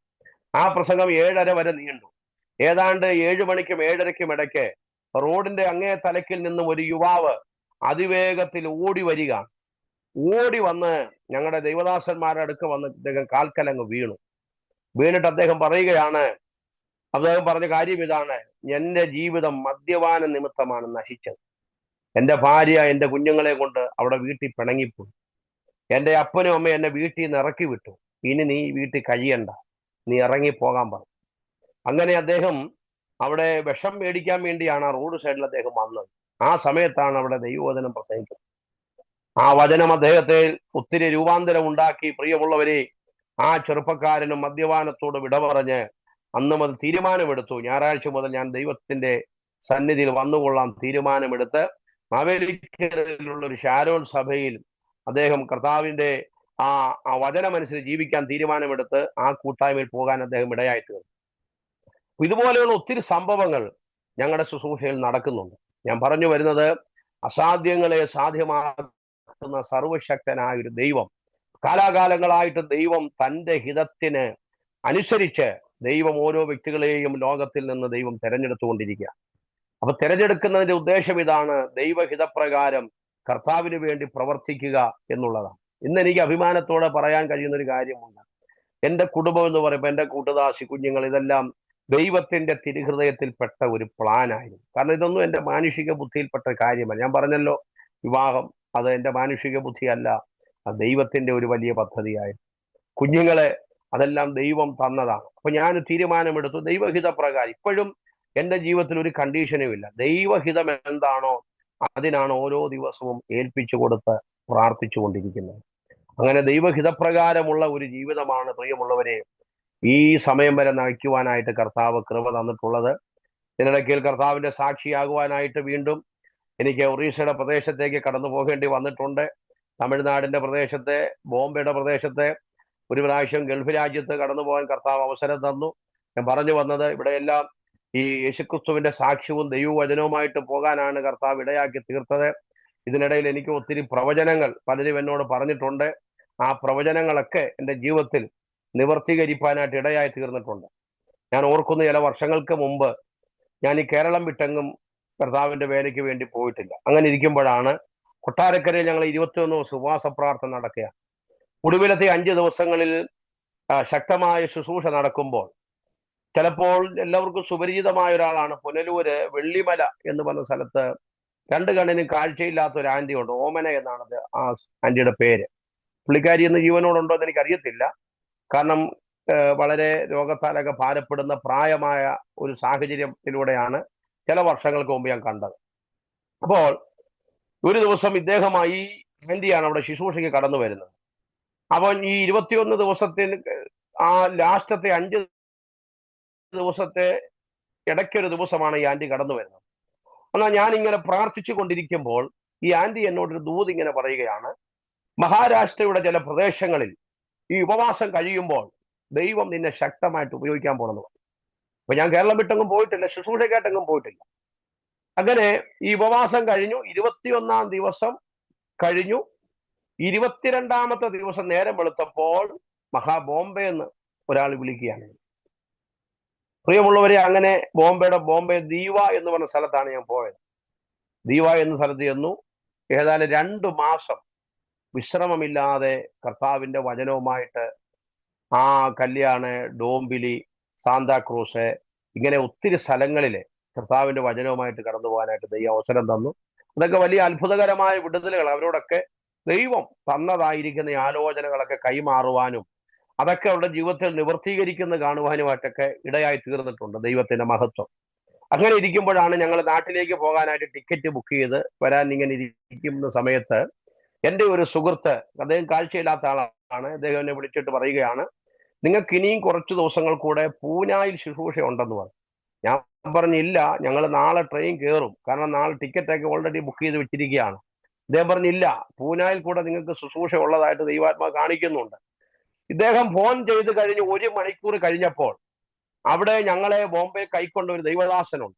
IPCയുടെ ഒരു പാസ്റ്റാണ്, മത്തായി എന്നാണ് അദ്ദേഹത്തിന്റെ പേര്. അപ്പൊ അദ്ദേഹം പെട്ടെന്ന് വിയർത്ത് കുളിച്ച റൂമിലേക്ക് കയറി വന്നിട്ട് പറയുകയാണ്, ദൈവദാസന്മാരെ, ഞാൻ നിങ്ങളോട് ക്ഷമ ചോദിക്കട്ടെ, ഞാൻ നിങ്ങളുടെ ടിക്കറ്റ് ഒന്ന് ക്യാൻസൽ ചെയ്യാൻ പോകാന്ന് പറഞ്ഞു. ഞാൻ ചോദിച്ചു, എന്താ പാസ്റ്റേ കാര്യം? അത് എൻ്റെ ഒരു സഹോദരി പൂനായിൽ നേഴ്സായിട്ട് വർക്ക് ചെയ്യുകയാണ്, നിങ്ങൾ അവിടെ ചെന്ന് അത്യാവശ്യമായിട്ടൊന്ന് പ്രാർത്ഥിക്കണമെന്ന് പറഞ്ഞു. അങ്ങനെ അദ്ദേഹം തന്നെ ടിക്കറ്റ് എടുത്തുകൊണ്ട് പോയി ക്യാൻസൽ ചെയ്തു. അടുത്ത ദിവസം അദ്ദേഹം ഞങ്ങളെ പൂനായിലേക്ക് കൊണ്ടുപോകാം. അങ്ങനെ ആ ദൈവാത്മാ പറഞ്ഞ പോലെ പൂനായിൽ ചെന്ന് അവിടെ ഒരാഴ്ച എന്തായാലും ചെലവഴിക്കേണ്ടി വന്നു. അങ്ങനെ ഒരാഴ്ചയോളം ആ പ്രദേശങ്ങളിലും ദൈവം ഏൽപ്പിച്ച ശുശ്രൂഷകൾ ചെയ്യാൻ കർത്താവ് ഇടയാക്കി തീർത്തു. അങ്ങനെ ബോംബെയിലെ ശുശ്രൂഷ ഇന്നും മറക്കാൻ ഒക്കത്തില്ല. കാരണം ഈ പൈശാചിക ബന്ധനങ്ങൾ ബാധിച്ചവരുടെയൊക്കെ ബന്ധനങ്ങൾ അഴിയുന്നത് കാണുവാനായിട്ടുള്ള ഒരു ഭാഗ്യം ദൈവം ബോംബെയിൽ വെച്ചാണ് നൽകുന്നത്. അങ്ങനെ അവിടുന്ന് ശുശ്രൂഷ കഴിഞ്ഞ് പലപ്പോഴും പിന്നെ ഞങ്ങൾക്ക് ഒത്തിരി അവസരങ്ങൾ ഉണ്ടായിരുന്നു. എന്നാൽ നാട്ടിൽ ചില സുവിശേഷ യോഗങ്ങളൊക്കെ സംഘടിപ്പിച്ചത് കൊണ്ട് ഞങ്ങൾ ആ പ്രോഗ്രാം ഒക്കെ ക്യാൻസൽ ചെയ്തിട്ടാണ് നാട്ടിലേക്ക് കടന്നു വന്നത്. അതിനുശേഷം ഇങ്ങനെ നിരന്തരമായി സഭാ ശുശ്രൂഷയോടുള്ള ബന്ധത്തിൽ ഇങ്ങനെ മുന്നേറുകയാണ്. അങ്ങനെയാണ് പിന്നെ ഞാൻ പാണ്ടനാട്, പരിമലയ്ക്ക് കിഴക്ക് പാണ്ടനാട് എന്ന് പറഞ്ഞ സ്ഥലത്ത് കർത്താവിന്റെ വേല ആരംഭിക്കുവാൻ ഇടയായി തീർന്നു. അങ്ങനെ 2 സഭകളിലായിട്ടാണ് ഞാൻ ശുശ്രൂഷിച്ചു കൊണ്ടിരുന്നത്. രാവിലെ 8 മണി മുതൽ 10 മണി വരെ ആരാധനയാണ് പാണ്ടനാട് നടന്നുകൊണ്ടിരുന്നത്. അതിനുശേഷമായിട്ട് 10:30 മുതൽ 1 മണി വരെയാണ് ഈ മാവേലിക്കരയിൽ ആരാധന നടത്തിക്കൊണ്ടിരുന്നത്. ഇപ്പോൾ 2-3 കുറച്ച് മാസമായിട്ട് ഒരു ദൈവദാസനെ ഞാൻ പാണ്ടനാട് സഭയിൽ ആക്കുവാനായിട്ട് ഇടയായി തീർന്നു. കാരണം എനിക്ക് ഇവിടുന്ന് എൻ്റെ 30 കിലോമീറ്റർ മേളിലാണ് പാണ്ടനാട് വരെ പോകേണ്ടത്. അപ്പൊ എല്ലാ ദിവസവും എല്ലാ ആഴ്ചയിലും അങ്ങനെ ഒരു ബുദ്ധിമുട്ടുള്ളത് കൊണ്ട് ഒരു ദൈവദാസനെ അവിടെ ആക്കിയിട്ട് ഇപ്പൊ ഞാൻ മാവേലിക്കരയിലുള്ള പ്രവർത്തനമായിട്ട് ഇങ്ങനെ കേന്ദ്രീകരിച്ചു പോവുകയാണ്. അങ്ങനെ ഇരിക്കുമ്പോഴാണ് ഞാൻ എൻ്റെ മിനിസ്ട്രിയെ കുറിച്ച് ഒരു വാക്ക് പറയാൻ, അതും ഒരു വലിയ മിറക്കിളാണ്. ഞാൻ ഇന്ത്യ പെന്തക്കോസ്ത് ദൈവസഭയുടെ ബൈബിൾ സ്കൂളിൽ പഠിക്കുന്ന സമയത്ത് എനിക്ക് IPCയുമായിട്ടുള്ള ബന്ധത്തിൽ തുടർന്നു പോകാൻ ഒത്തിരി അവസരങ്ങൾ എനിക്കുണ്ടായിരുന്നു. അപ്പൊ ഞാനൊരു തീരുമാനമെടുത്തു, കർത്താവിന്റെ വേല ചെയ്യുന്നെങ്കിൽ ഞാൻ ഒരു സംഘടനാ സ്പിരിറ്റ് എന്നെ ബാധിക്കരുത്. അതുകൊണ്ടൊരു സംഘടനയുടെ ബേസിൽ ഞാൻ ദൈവവേല ചെയ്യാൻ ആഗ്രഹിക്കുന്നില്ല. ദൈവം എന്നെ എവിടെ നിർത്തുന്നു, ഇപ്പൊ അത് IPC ആയിരിക്കാം, ഷാരോൺ ആയിരിക്കാം, AG ആയിരിക്കാം, അല്ലെങ്കിൽ ഏതെങ്കിലും ഇൻഡിപെൻഡന്റ് ചർച്ചുകളായിരിക്കാം. കർത്താവ് എന്നെ എവിടെ നിർത്താൻ ആഗ്രഹിക്കുന്നു അവിടെ നിൽക്കാനാണ് ഞാൻ ആഗ്രഹിക്കുന്നത്.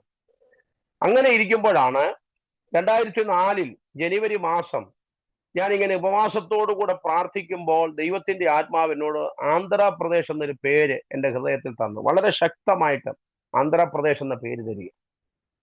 അപ്പൊ ഞാൻ ഇങ്ങനെ ചിന്തിച്ചു, എന്താണ് ഈ ആന്ധ്രാപ്രദേശ് എന്നുള്ള പേര് തരാൻ കാരണം എന്താ? അങ്ങനെ ഞാനും ഏറെ ഒരു കർത്താവിന്റെ ദാസനും കൂടെ ഇങ്ങനെ ഉപവസിച്ച് പ്രാർത്ഥിക്കുമ്പോൾ ഞാൻ ദൈവത്തോട് ഇങ്ങനെ പറഞ്ഞു, കർത്താവ്, ഇന്ന് ആ ദൂത് എനിക്കൊന്ന് അതിന്റെ പൊരുളൊന്ന് തിരിച്ചു തരണം, എന്ത് ഈ ആന്ധ്രാപ്രദേശുമായിട്ടുള്ള ബന്ധം. അങ്ങനെ ഞാൻ പ്രാർത്ഥിച്ചു കൊണ്ടിരിക്കുമ്പോൾ ദൈവദാസൻ എന്നോട് പറയുകയാണ്, കർത്താവിന്റെ ദാസനെ, നിങ്ങളുടെ മിനിസ്ട്രിക്ക് ദൈവം അടിസ്ഥാനം ഇട്ടിരിക്കുന്നത് ആന്ധ്രാപ്രദേശിലാണ്. അവിടെയാണ് നിങ്ങളുടെ മിനിസ്ട്രിയുടെ അടിസ്ഥാനം ദൈവം ഒരുക്കിയിരിക്കുന്നത്. അപ്പൊ ഞാൻ ചിന്തിച്ചു, ഈ ആന്ധ്രാപ്രദേശിൽ എനിക്ക് പരിചയക്കാരുമില്ല, എന്റെ ആരും ആന്ധ്രാപ്രദേശിലില്ല. ആന്ധ്രയിൽ എനിക്ക് പരിചയമുള്ള ഒറ്റ മനുഷ്യരില്ല, പിന്നെ ആന്ധ്രയിൽ എങ്ങനെ ഞാൻ പോകും? അപ്പൊ ഞാനിങ്ങനെ ചിന്തിച്ചു കൊണ്ടിരിക്കുമ്പോൾ തന്നെ അദ്ദേഹം ഈ ദൂത് ആവർത്തിക്കുകയാണ്. അദ്ദേഹം പറയുന്നു, ഒറീസയിലുള്ള നിങ്ങളുടെ സഹോദര നിമിത്തമാണ് ആ മിനിസ്ട്രിയുടെ വഴി ദൈവം തുറക്കുന്നതെന്ന്. പ്രിയമുള്ളവരെ, അങ്ങനെ ചില മാസങ്ങൾ കഴിഞ്ഞു. ഏതാണ്ട് 2005 നവംബർ മാസത്തോടു കൂടെയാണ് ഞാൻ ഇങ്ങനെ ഒറീസയിലേക്ക് കടന്നു പോകുകയാണ്. ഒറീസയിൽ കടന്നു പോകുന്ന യാത്രയ്ക്ക് ഒത്തിരി പ്രതികൂലങ്ങളുണ്ട്. ഒന്ന്, അതുവരെ ഇല്ലാത്ത സാമ്പത്തിക പ്രതിസന്ധി എൻ്റെ ജീവിതത്തിൽ കടന്നു വന്നു. അപ്പൊ സാമ്പത്തിക പ്രതിസന്ധി കടന്നു വന്ന് ടിക്കറ്റ് എടുക്കാൻ പോലും പൈസയില്ല. പിന്നെ ഞാൻ എങ്ങനെ പോകും? അപ്പൊ ദൈവാത്മാവ് എനിക്കൊരു ഡേറ്റ് തന്നിട്ടുണ്ട്. 2005 നവംബർ 21 ഡേറ്റ്. ആ ഡേറ്റിന് പോവുകയാണ്. ഞാൻ ഉച്ച വരെ ഉപവാസം ഇരിക്കുക. ഞാൻ ഉച്ച കഴിഞ്ഞതുപോലെ വിശ്വാസത്താൽ ഞാൻ ഇറങ്ങിത്തിരിക്കുമ്പോൾ എനിക്ക് ആലപ്പുഴ വരെ ടിക്കറ്റ് എടുക്കാനുള്ള പൈസ എൻ്റെ കയ്യിലുണ്ട്. ഞാൻ അമ്പലപ്പുഴ റെയിൽവേ സ്റ്റേഷനിൽ ചെന്ന് ആലപ്പുഴയ്ക്കുള്ള ടിക്കറ്റ് എടുത്ത് ട്രെയിനകത്ത് കയറി. എങ്കിലും എൻ്റെ മനസ്സിൽ ഇങ്ങനെ ആരോ ഇങ്ങനെ ചിന്തിപ്പിക്കുകയാണ്, ആലപ്പുഴ ചെന്നിട്ട് ഇറങ്ങി ഇങ്ങ് പോരാ, അല്ലെങ്കിൽ ട്രെയിൻ യാത്ര തുടർന്നു കഴിഞ്ഞാൽ പിടിക്കപ്പെട്ടാൽ ജയിലിൽ കിടക്കേണ്ടി വരും. ഇങ്ങനെയൊക്കെയുള്ള ചിന്ത എൻ്റെ മനസ്സിനെ അലട്ടിക്കൊണ്ട് എന്തായാലും ആലപ്പുഴയിൽ എത്തിയിട്ട് ഇറങ്ങി പോരാമെന്നൊക്കെ ചിന്തിച്ചാണ് കയറിയതെങ്കിലും ആലപ്പുഴയിൽ ഇറങ്ങാനായിട്ട് എൻ്റെ മനസ്സിൽ താല്പര്യം വന്നില്ല. ഞാനിങ്ങനെ പിന്നെ യാത്ര ചെയ്യുന്നത് മുള്ളേലാണ്. എന്ന് പറഞ്ഞാൽ എറണാകുളത്ത് ചെല്ലുമ്പോൾ, തൃശ്ശൂർ ചെല്ലുമ്പോൾ, ഷൊർണൂർ ചെല്ലുമ്പോഴൊക്കെ ഞാൻ നോക്കും TTR കയറുന്നുണ്ടോ. കാരണം ജനറൽ കമ്പാർട്ട്മെന്റിലായി പോകുന്നത്. TTR കയറുന്നുണ്ടോ.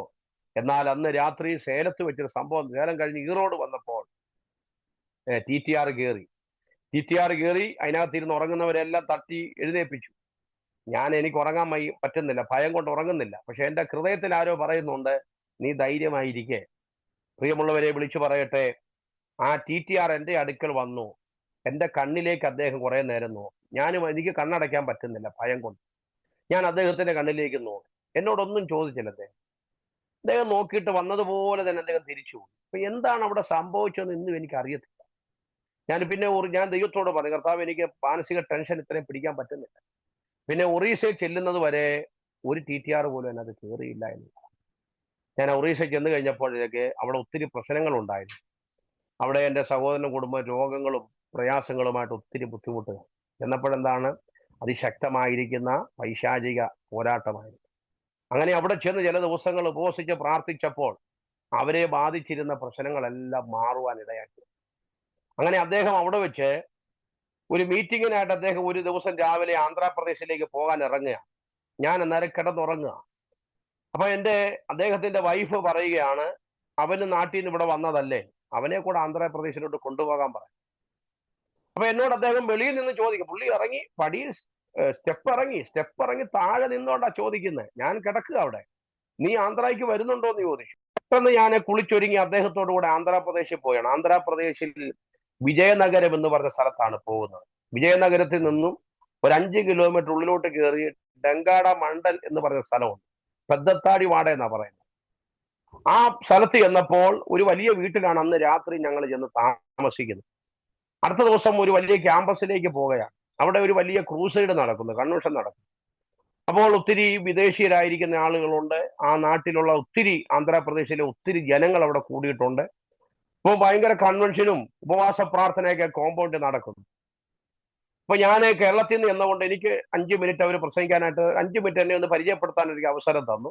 കാരണം ഫോറിനേഴ്സ് ഒക്കെ അവിടെ സ്റ്റേജിലുണ്ട്. എനിക്ക് ഒരു അവസരം ഒരു സ്റ്റേജിൽ തന്നിരിക്കുകയാണ്. അപ്പൊ ഞാൻ ആ സ്റ്റേജിൽ നിൽക്കുമ്പോൾ പരിശുദ്ധാത്മാവ് എന്നോട് ഈ പ്രസ്ഥാനത്തെ കുറിച്ചുള്ള ചില വെളിപ്പാടുകളാണ് ഈ 5 മിനിറ്റിനുള്ളിൽ ദൈവം എനിക്ക് തരുന്നത്. ഞാൻ ഈ വെളിപ്പാടുകൾ പറഞ്ഞുകൊണ്ടിരിക്കെ ഇവരൊരു കുറിപ്പ് എനിക്ക് എഴുതി തന്നു. ഒരു 15 മിനിറ്റ് കൊണ്ട് എടുത്തോളാൻ പറഞ്ഞു. അപ്പൊ ചുരുക്കി പറഞ്ഞാൽ ആ സമയത്ത് അങ്ങനെ ഒരു വെളിപ്പാട് എൻ്റെ ജീവിതത്തിൽ പിന്നിന്നവർ എനിക്ക് ഉണ്ടായിട്ടില്ലെന്നോ. ആ പ്രസ്ഥാനത്തെ കുറിച്ചുള്ള എല്ലാ കാര്യങ്ങളും, അതിന്റെ ആരംഭം എങ്ങനെയാണ് നിലനിന്ന്, ഇതെല്ലാം ദൈവാത്മാ എന്നെ കൊണ്ട് പറയിപ്പിച്ചു. അതെന്തിനാണെന്ന് പിന്നീട് എനിക്ക് മനസ്സിലായി. അപ്പൊ ഈ മീറ്റിംഗ് എല്ലാം കഴിഞ്ഞ് ഞങ്ങൾ ഈ പ്രസ്ഥാനത്തിന്റെ, അതാണ് ഞാൻ പറഞ്ഞ, ഞാനിപ്പോൾ വർക്ക് ചെയ്യുന്ന ക്രിസ്ത്യൻ റിന്യൂവൽ ചർച്ച്, അതിന്റെ പ്രസിഡന്റിന്റെ ഭവനത്തിൽ വന്നു. അവിടെ താമസിക്കുമ്പോൾ ഇതിന്റെ പ്രസിഡന്റ് എൻ്റെ സഹോദരനോട് ചോദിപ്പിക്കുകയാണ്, ആ നാട്ടിൽ നിന്ന് വന്ന ആ പാസ്റ്റർക്ക് നമ്മുടെ കൂടെ പ്രവർത്തിക്കാനായിട്ട് താല്പര്യമുണ്ടോ എന്ന് ചോദിക്കാൻ പറഞ്ഞു. അപ്പൊ അദ്ദേഹം ഇങ്ങനെ പറഞ്ഞിട്ട് ഈ പുള്ളിയെ റൂമിൽ വന്നിട്ട് എന്നോട് ചോദിച്ചു. അദ്ദേഹം പറഞ്ഞു, ഇങ്ങനെ സാർ ഇങ്ങനെ ചോദിച്ചു, നിനക്ക് ഈ മിനിസ്ട്രിയോട് ചേർന്ന് പ്രവർത്തിക്കാൻ താല്പര്യമുണ്ടോ? ഞാൻ പറഞ്ഞു, ഞാൻ പ്രാർത്ഥിച്ചിട്ട് പറയാം. കാരണം ദൈവാത്മാവിന്റെ ഗൈഡൻസ് ഇല്ലാത്തൊരു തീരുമാനം ഞാൻ പറയത്തില്ല, അതുകൊണ്ട് പ്രാർത്ഥിച്ചിട്ട് പറയാമെന്ന് പറഞ്ഞു. അങ്ങനെ അദ്ദേഹം ഇറങ്ങിപ്പോയി. ഞാൻ ആ സമയത്ത് പ്രാർത്ഥിക്കാനായിട്ട് മുട്ടുകുത്തി. അപ്പോഴൊക്കെ ഈ വാഗ്ദത്തം ഞാൻ മറന്നിരിക്കുക. പക്ഷെ കുറെ നേരം പ്രാർത്ഥിച്ചു കഴിഞ്ഞപ്പോൾ പെട്ടെന്ന് ഈ വാഗ്ദത്തം എൻ്റെ മനസ്സിലേക്ക് കയറി വന്നു. ഞാൻ ദൈവമേ, വാഗ്ദത്തപ്രകാരം ഞാൻ നിൽക്കുന്നത് ആന്ധ്രാപ്രദേശിൽ. ഞാൻ ഞെട്ടിപ്പോയി. ഇപ്പൊ ഞാനൊരു തീരുമാനം പറഞ്ഞില്ലെങ്കിൽ പിന്നീട് പറയാനൊക്കത്തില്ല. പെട്ടെന്ന് ഈ വാഗ്ദത്തം എൻ്റെ മനസ്സിലേക്ക് ഓർമ്മ വന്നു. ഞാൻ പെട്ടെന്ന് അദ്ദേഹത്തോട് പറഞ്ഞു, കുഴപ്പമില്ല, ദൈവത്തിന്റെ വാഗ്ദത്ത നിവർത്തീകരണമാണെന്ന് പറഞ്ഞു. പ്രിയമുള്ളവരെ, അങ്ങനെ 2005 നവംബർ മാസമാണ് ഈ ക്രിസ്ത്യൻ റിന്യൂവൽ ചർച്ച് അസോസിയേഷൻ എന്ന് പറയുന്ന വിജയനഗരം കേന്ദ്രമാക്കി പ്രവർത്തിക്കുന്ന ഈ പ്രസ്ഥാനവുമായിട്ട് ഞാൻ ജോയിൻ ചെയ്യുന്നു. അങ്ങനെ അതിന്റെ ഒരു പ്രവർത്തകൻ എന്ന നിലയ്ക്ക് ഞാൻ കേരളത്തിലേക്ക് വന്നു. ഇവിടെ പ്രവർത്തനം ആരംഭിച്ചു. ദൈവത്തിന് സ്തോത്രം. ഞാനാണ് ആദ്യമായിട്ട് ഈ പ്രവർത്തനം കേരളത്തിൽ കൊണ്ടുവരുന്നത്. പിന്നെ കുറച്ച് സഭ ഇപ്പൊ എന്തായാലും കുറെ പ്രവർത്തനങ്ങൾ കേരളത്തിലുണ്ട്. എല്ലാം ഒരുമാതിരി നല്ല പ്രവർത്തനങ്ങളൊക്കെയാണ്. ദൈവത്തിന് സ്തോത്രം. ഇപ്പോൾ ഞാൻ ഇതിന്റെ സ്റ്റേറ്റ് പ്രസിഡന്റ് എന്ന നിലയ്ക്കാണ് ഞാൻ കേരളത്തിൽ വർക്ക് ചെയ്യുന്നത്. ദൈവത്തിന്റെ മഹത്വം. ഏതായാലും ഞാൻ പറഞ്ഞത്, എനിക്ക് ഒന്ന് എന്റെ മാതൃ ചർച്ച എന്ന് പറഞ്ഞ ഇന്ത്യ പെന്തക്കോസ്ത് ദൈവസഭ പുറക്കാട്ടൂർ സഭയാണ്. രണ്ടാമത് ഞാൻ ആദ്യമായിട്ടൊരു പ്രസ്ഥാനത്ത് ജോയിൻ ചെയ്യുന്നത് ക്രിസ്ത്യൻ റിന്യൂവൽ ചർച്ചിലാണ്. ഇന്ന് വരെ അതിന്റെ ഒരു പാസ്റ്റർ എന്ന നിലയ്ക്ക് വേല ചെയ്യുവാനും പ്രവർത്തിക്കുവാനായിട്ട് കർത്താവ് എനിക്ക് അവസരം തന്നു. അതിൽ കണ്ടിന്യൂസ് ചെയ്തുകൊണ്ടിരിക്കുകയാണ്. ദൈവത്തിന് സ്തോത്രം. അപ്പൊ ഇതിനേക്കാളൊക്കെ കൂടുതൽ ഓഫറുകളൊക്കെ ചെയ്ത പലരും മുമ്പോട്ട് വന്നെങ്കിലും ദൈവം എന്നെ നിർത്തിയെടുത്ത്, കഷ്ടതയും പ്രയാസങ്ങളും ബുദ്ധിമുട്ടുകളൊക്കെ ഉണ്ടെങ്കിലും ആ ദൈവം പ്രോമിസ് ചെയ്തിരിക്കുന്ന അതിനകത്ത് തന്നെ നിന്ന് ഇതൊക്കെ അനുഭവിച്ചുകൊണ്ട് തന്നെ ഞാൻ കർത്താവിന്റെ വേലയിൽ ഞങ്ങൾ ഇങ്ങനെ മുന്നേറിക്കൊണ്ടിരിക്കുകയാണ്. പലരും ഞങ്ങൾക്ക് വേണ്ടി പ്രാർത്ഥിക്കുന്നവരുണ്ട്, എൻ്റെ സഹപ്രവർത്തകരുണ്ട്, സഭാവിശ്വാസികളുണ്ട്. ഇവരൊക്കെ വേണ്ടി പ്രാർത്ഥിച്ചുകൊണ്ടിരിക്കുകയാണ്. ഇപ്പോൾ ഞാൻ ഞങ്ങളുടെ ഭവനത്തിൽ ഒരു പ്രാർത്ഥന ഇങ്ങനെ ആരംഭിച്ചു. എൻ്റെ സഹോദരങ്ങളെ, ഞങ്ങളുടെ അമ്മയുടെ കസിൻസ്, അച്ഛൻ്റെ സഹോദരങ്ങളൊക്കെ ഇങ്ങനെ പലരും ഇങ്ങനെ പ്രാർത്ഥനയ്ക്കായിട്ട് മുൻപോട്ട് ചുവടുവെച്ച് വന്നുകൊണ്ടിരിക്കുകയാണ്. അവർക്കൊക്കെ ഒത്തിരി പ്രശ്നങ്ങളുണ്ട്, രോഗത്തിൻ്റെയും അതുപോലെ കടഭാരങ്ങളുടെയൊക്കെ ഒത്തിരി പ്രതിസന്ധികളിലൂടെ നിരാശപ്പെട്ട് ജീവിക്കുന്നവരാണ്. അവർക്കൊക്കെ ഒത്തിരി സമാധാനം ദൈവം അതിലൂടെ നൽകിക്കൊണ്ടിരിക്കുന്നു. ദൈവത്തിന്റെ മഹത്വം. ഇപ്പൊ ഞാനിതൊക്കെ പറഞ്ഞതിന്റെ കാര്യം എന്ന് പറഞ്ഞു കഴിഞ്ഞാൽ മറ്റൊന്നുമല്ല, നമ്മുടെ ഏത് ആവശ്യങ്ങളുടെ നടുവിലും, നമ്മുടെ ഏത് പ്രതിസന്ധികളുടെ നടുവിലും, നമ്മുടെ ഏത് പ്രശ്നങ്ങളുടെ നടുവിലും നമ്മളെ ഉറപ്പിക്കുകയും നിലനിർത്തുകയും നമുക്ക് വേണ്ടി പരിഹാരങ്ങൾ നൽകി തരികയും ചെയ്യുന്ന സർവശക്തനായ ഒരു ദൈവമുണ്ട്. ആ ദൈവത്തിന്റെ പേര് കർത്താവായ യേശു ക്രിസ്തു എന്നാണ്. അതുകൊണ്ടാണ് തിരുവചനം പറയുന്നു, നാം രക്ഷിക്കപ്പെടുവാൻ ആകാശത്തിന്റെ കീഴിൽ മനുഷ്യരുടെ ഇടയിൽ നൽകപ്പെട്ട വേറെ ഒരു നാമവുമില്ല, അത് യേശു ക്രിസ്തുവിന്റെ പരിശുദ്ധ നാമം മാത്രമാണ്. വ്യക്തിപരമായ ജീവിതത്തിൽ ഒത്തിരി അനുഭവങ്ങൾ കർത്താവ് എനിക്ക് തന്നിട്ടുണ്ട്. ഇന്ന് ഞാൻ സാമ്പത്തികമായ ഒരു അഭ്യർത്ഥന ആരോടും ചോദിച്ചിട്ടില്ല. 24 വർഷത്തിനിടയ്ക്ക് വസ്ത്രം ചോദിക്കത്തില്ല. ഇതെല്ലാം ദൈവത്തോട് ചോദിച്ച് മേടിക്കുന്നു, ദൈവത്തോടിരുന്ന് പ്രാർത്ഥിക്കും. ദൈവം എനിക്ക് അത് ഏറ്റവും വലിയ അത്ഭുതം എന്ന് പറഞ്ഞാല്, ഞാൻ തന്നെത്താനെ തുണിയെടുത്ത് തയ്പ്പിച്ചിട്ടുണ്ട്. പാന്റും ഷർട്ടും തയ്പ്പിച്ചാലും എന്തെങ്കിലും ഒരു ചെറിയ പോരായ്മ ഉണ്ട് അതിനകത്ത്. പക്ഷെ ഞാനിരുന്ന് പ്രാർത്ഥിക്കുമ്പോൾ ദൈവം എനിക്ക് കൊണ്ട് തരുന്നത് കറക്റ്റ് പാകമായിരിക്കും. കറക്റ്റ് അളവ് എന്ന് പറഞ്ഞാൽ, എന്നെ സൃഷ്ടിച്ച ദൈവത്തിന് എൻ്റെ നീളവും വണ്ണവും കൃത്യമായിട്ടറിയാം. പക്ഷെ എൻ്റെ അളവെടുത്ത് തയ്ക്കുന്ന തയ്യക്കാരൻ പോലും തയ്ച്ചാൽ അത്രയും ഒക്കത്തില്ല. അത്ര വിശ്വസ്തനായ, അത്ര നല്ലവനായ ഒരു ദൈവത്തെയാണ് പ്രിയമുള്ളവരെ ഞങ്ങൾക്ക് സേവിക്കാനുള്ള വലിയ ഭാഗ്യം ദൈവം തന്നുകൊണ്ടിരിക്കുന്നത്. ഇന്ന് ഈ സായാഹ്ന സമയത്തും ഈ കർത്താവിന്റെ സാക്ഷി ആയിട്ട് നിങ്ങളുടെ നടുവിൽ നിൽപ്പാൻ ദൈവം എനിക്കൊരു അവസരം തന്നു. അതിന് മുഖാന്തരമായത് ഈ ആരോമ TV ആണ്. അതിന്റെ പ്രസിഡന്റ് ആയിരിക്കുന്ന കർത്താവിന്റെ ദാസൻ പാസ്റ്റർ ഡാനിയൽ ജോൺ അവറുകളാണ്. ഞാൻ അവരോടുള്ള പ്രത്യേകമായ നന്ദിയും വന്ദനവും അറിയിക്കുകയാണ്. ഈ സമയം ഞാൻ എൻ്റെ വാക്കുകളെ ചുരുക്കാനായിട്ട് താല്പര്യപ്പെടുന്നു. എൻ്റെ ഈ സന്ദേശം കേൾക്കുന്ന നിങ്ങളോട് എനിക്ക് പറയുവാനുള്ളത്, ആശ്രയിച്ചാൽ കൈവിടാത്ത ഒരു നല്ല ദൈവമുണ്ടെങ്കിൽ ആ ദൈവത്തിന്റെ പേരാണ് കർത്താവായ യേശു ക്രിസ്തു. അതുകൊണ്ട് കർത്താവായ യേശു ക്രിസ്തുവിൽ വിശ്വസിക്കുക, എന്നാൽ നീയും നിന്റെ കുടുംബവും രക്ഷ പ്രാപിക്കുമെന്ന് പറഞ്ഞുകൊണ്ട് എൻ്റെ മാന്യ കേൾവിക്കാരോട്, പ്രാർത്ഥിക്കുന്നവരോട്, എന്നെയും എൻ്റെ കുടുംബത്തെയും പ്രവർത്തനങ്ങളെയും വഹിച്ചുകൊണ്ട് വിശേഷാൽ പ്രാർത്ഥിക്കണമെന്ന് ദൈവനാമത്തിൽ അപേക്ഷിച്ചുകൊണ്ട് എൻ്റെ ചെറിയ സാക്ഷ്യത്തിൽ നിന്ന് വിരമിക്കുന്നു. കർത്താവ് നമ്മെ അനുഗ്രഹിക്കുമാറാണ്. പ്രാർത്ഥിക്കാം. ഞങ്ങളുടെ നല്ല ദൈവമേ, സ്വർഗീയ പിതാവേ, ഈ നല്ല സമയത്തിനായി കർത്താവിന്റെ പൊന്നുനാമത്തെ ഞങ്ങൾ സ്തുതിക്കുകയും വാഴ്ത്തുകയും ചെയ്യുകയാണ്. ദൈവമേ, ഈ ആരോമ TVക്ക് വേണ്ടി പ്രത്യേകം പ്രാർത്ഥിക്കുന്നു. ഇത് കർത്താവിന്റെ സാക്ഷികളെ ദൈവമേ ലോകത്തിന്റെ വിവിധ മേഖലകളിൽ എത്തിക്കുവാൻ പ്രവർത്തിക്കുന്ന ഒരു കൂട്ടായ്മയാണല്ലോ. അതിൻ്റെ എല്ലാ നടത്തിപ്പിനും വേണ്ടി ദൈവസന്നിധിയിൽ ഞങ്ങൾ ഒരുമിച്ച് പ്രാർത്ഥിക്കുകയാണ്. വിശേഷാൽ അങ്ങയുടെ ദാസൻ ഡാനിയൽ ജോൺ പാസ്റ്റർക്ക് വേണ്ടി പ്രത്യേകമായി പ്രാർത്ഥിക്കുന്നു. അദ്ദേഹത്തിന്റെ കുടുംബം, മിനിസ്ട്രി എല്ലാം ദൈവത്താൽ അനുഗ്രഹിക്കപ്പെടുവാൻ ഇടയാക്കണമേ എന്ന് ഞങ്ങൾ ദൈവത്തോട് പ്രാർത്ഥിക്കുന്നു. ഈ 2025 ഒരു വിശാലതയുടെ സമയമായി ദൈവം അവർക്ക് വേണ്ടി കരുതുന്നത് തന്നതിനായി ഞങ്ങൾ സ്തോത്രം ചെയ്യുകയാണ്. ധാരാളം വെല്ലുവിളികളും പ്രതികൂലങ്ങളും പ്രതിസന്ധികളും നിറഞ്ഞ സാഹചര്യങ്ങളുടെ നടുവിൽ ദൈവം അവരെ നിലനിർത്തിയ വൻകൃപയ്ക്കായി സ്തോത്രം. യെശയ്യാവ് 43 വായിക്കുന്ന പോലെ, പെരുവെള്ളം നിന്റെ മീതെ കവിഞ്ഞു വരുമ്പോൾ അത് നിന്നെ മുക്കിക്കളയത്തില്ല, നീ അഗ്നിജാലയിലൂടെ കടന്നു പോകും, അത് നിന്നെ ദഹിപ്പിക്കത്തില്ലെന്ന തിരുവചനം പോലെ തന്നെ ദൈവത്തിന്റെ എല്ലാ പരിപാലനത്തിനും സൂക്ഷിപ്പിനുമായി ഞങ്ങൾ കർത്താവിന് നന്ദി പറയുന്നു. വിശേഷാൽ ദൈവമേ, ആരോമ ടിവിയുടെ പ്രേക്ഷകരായിരിക്കുന്ന ഈ സന്ദേശം ശ്രവിക്കുന്ന ഞങ്ങളുടെ മാന്യ കേൾവിക്കാർക്ക് വേണ്ടി പ്രത്യേകം പ്രാർത്ഥിക്കുന്നപ്പ, അവരെല്ലാം കർത്താവ് അനുഗ്രഹിക്കണം. ദൈവം ഞങ്ങളുടെ ജീവിതത്തിൽ ചെയ്ത ആ അത്ഭുതകരമായ വിടുതലുകൾ ചിലത് മാത്രമേ പങ്കുവെക്കാൻ കഴിഞ്ഞുള്ളൂ. എന്നാൽ അല്പം കൊണ്ടും അധികം കൊണ്ടും അത്ഭുതങ്ങളെ പ്രവർത്തിക്കാൻ എൻ്റെ ദൈവത്തിന് കഴിയുമല്ലോ. മാന്യ കേൾവിക്കാരെ കർത്താവ് അനുഗ്രഹിക്കണം.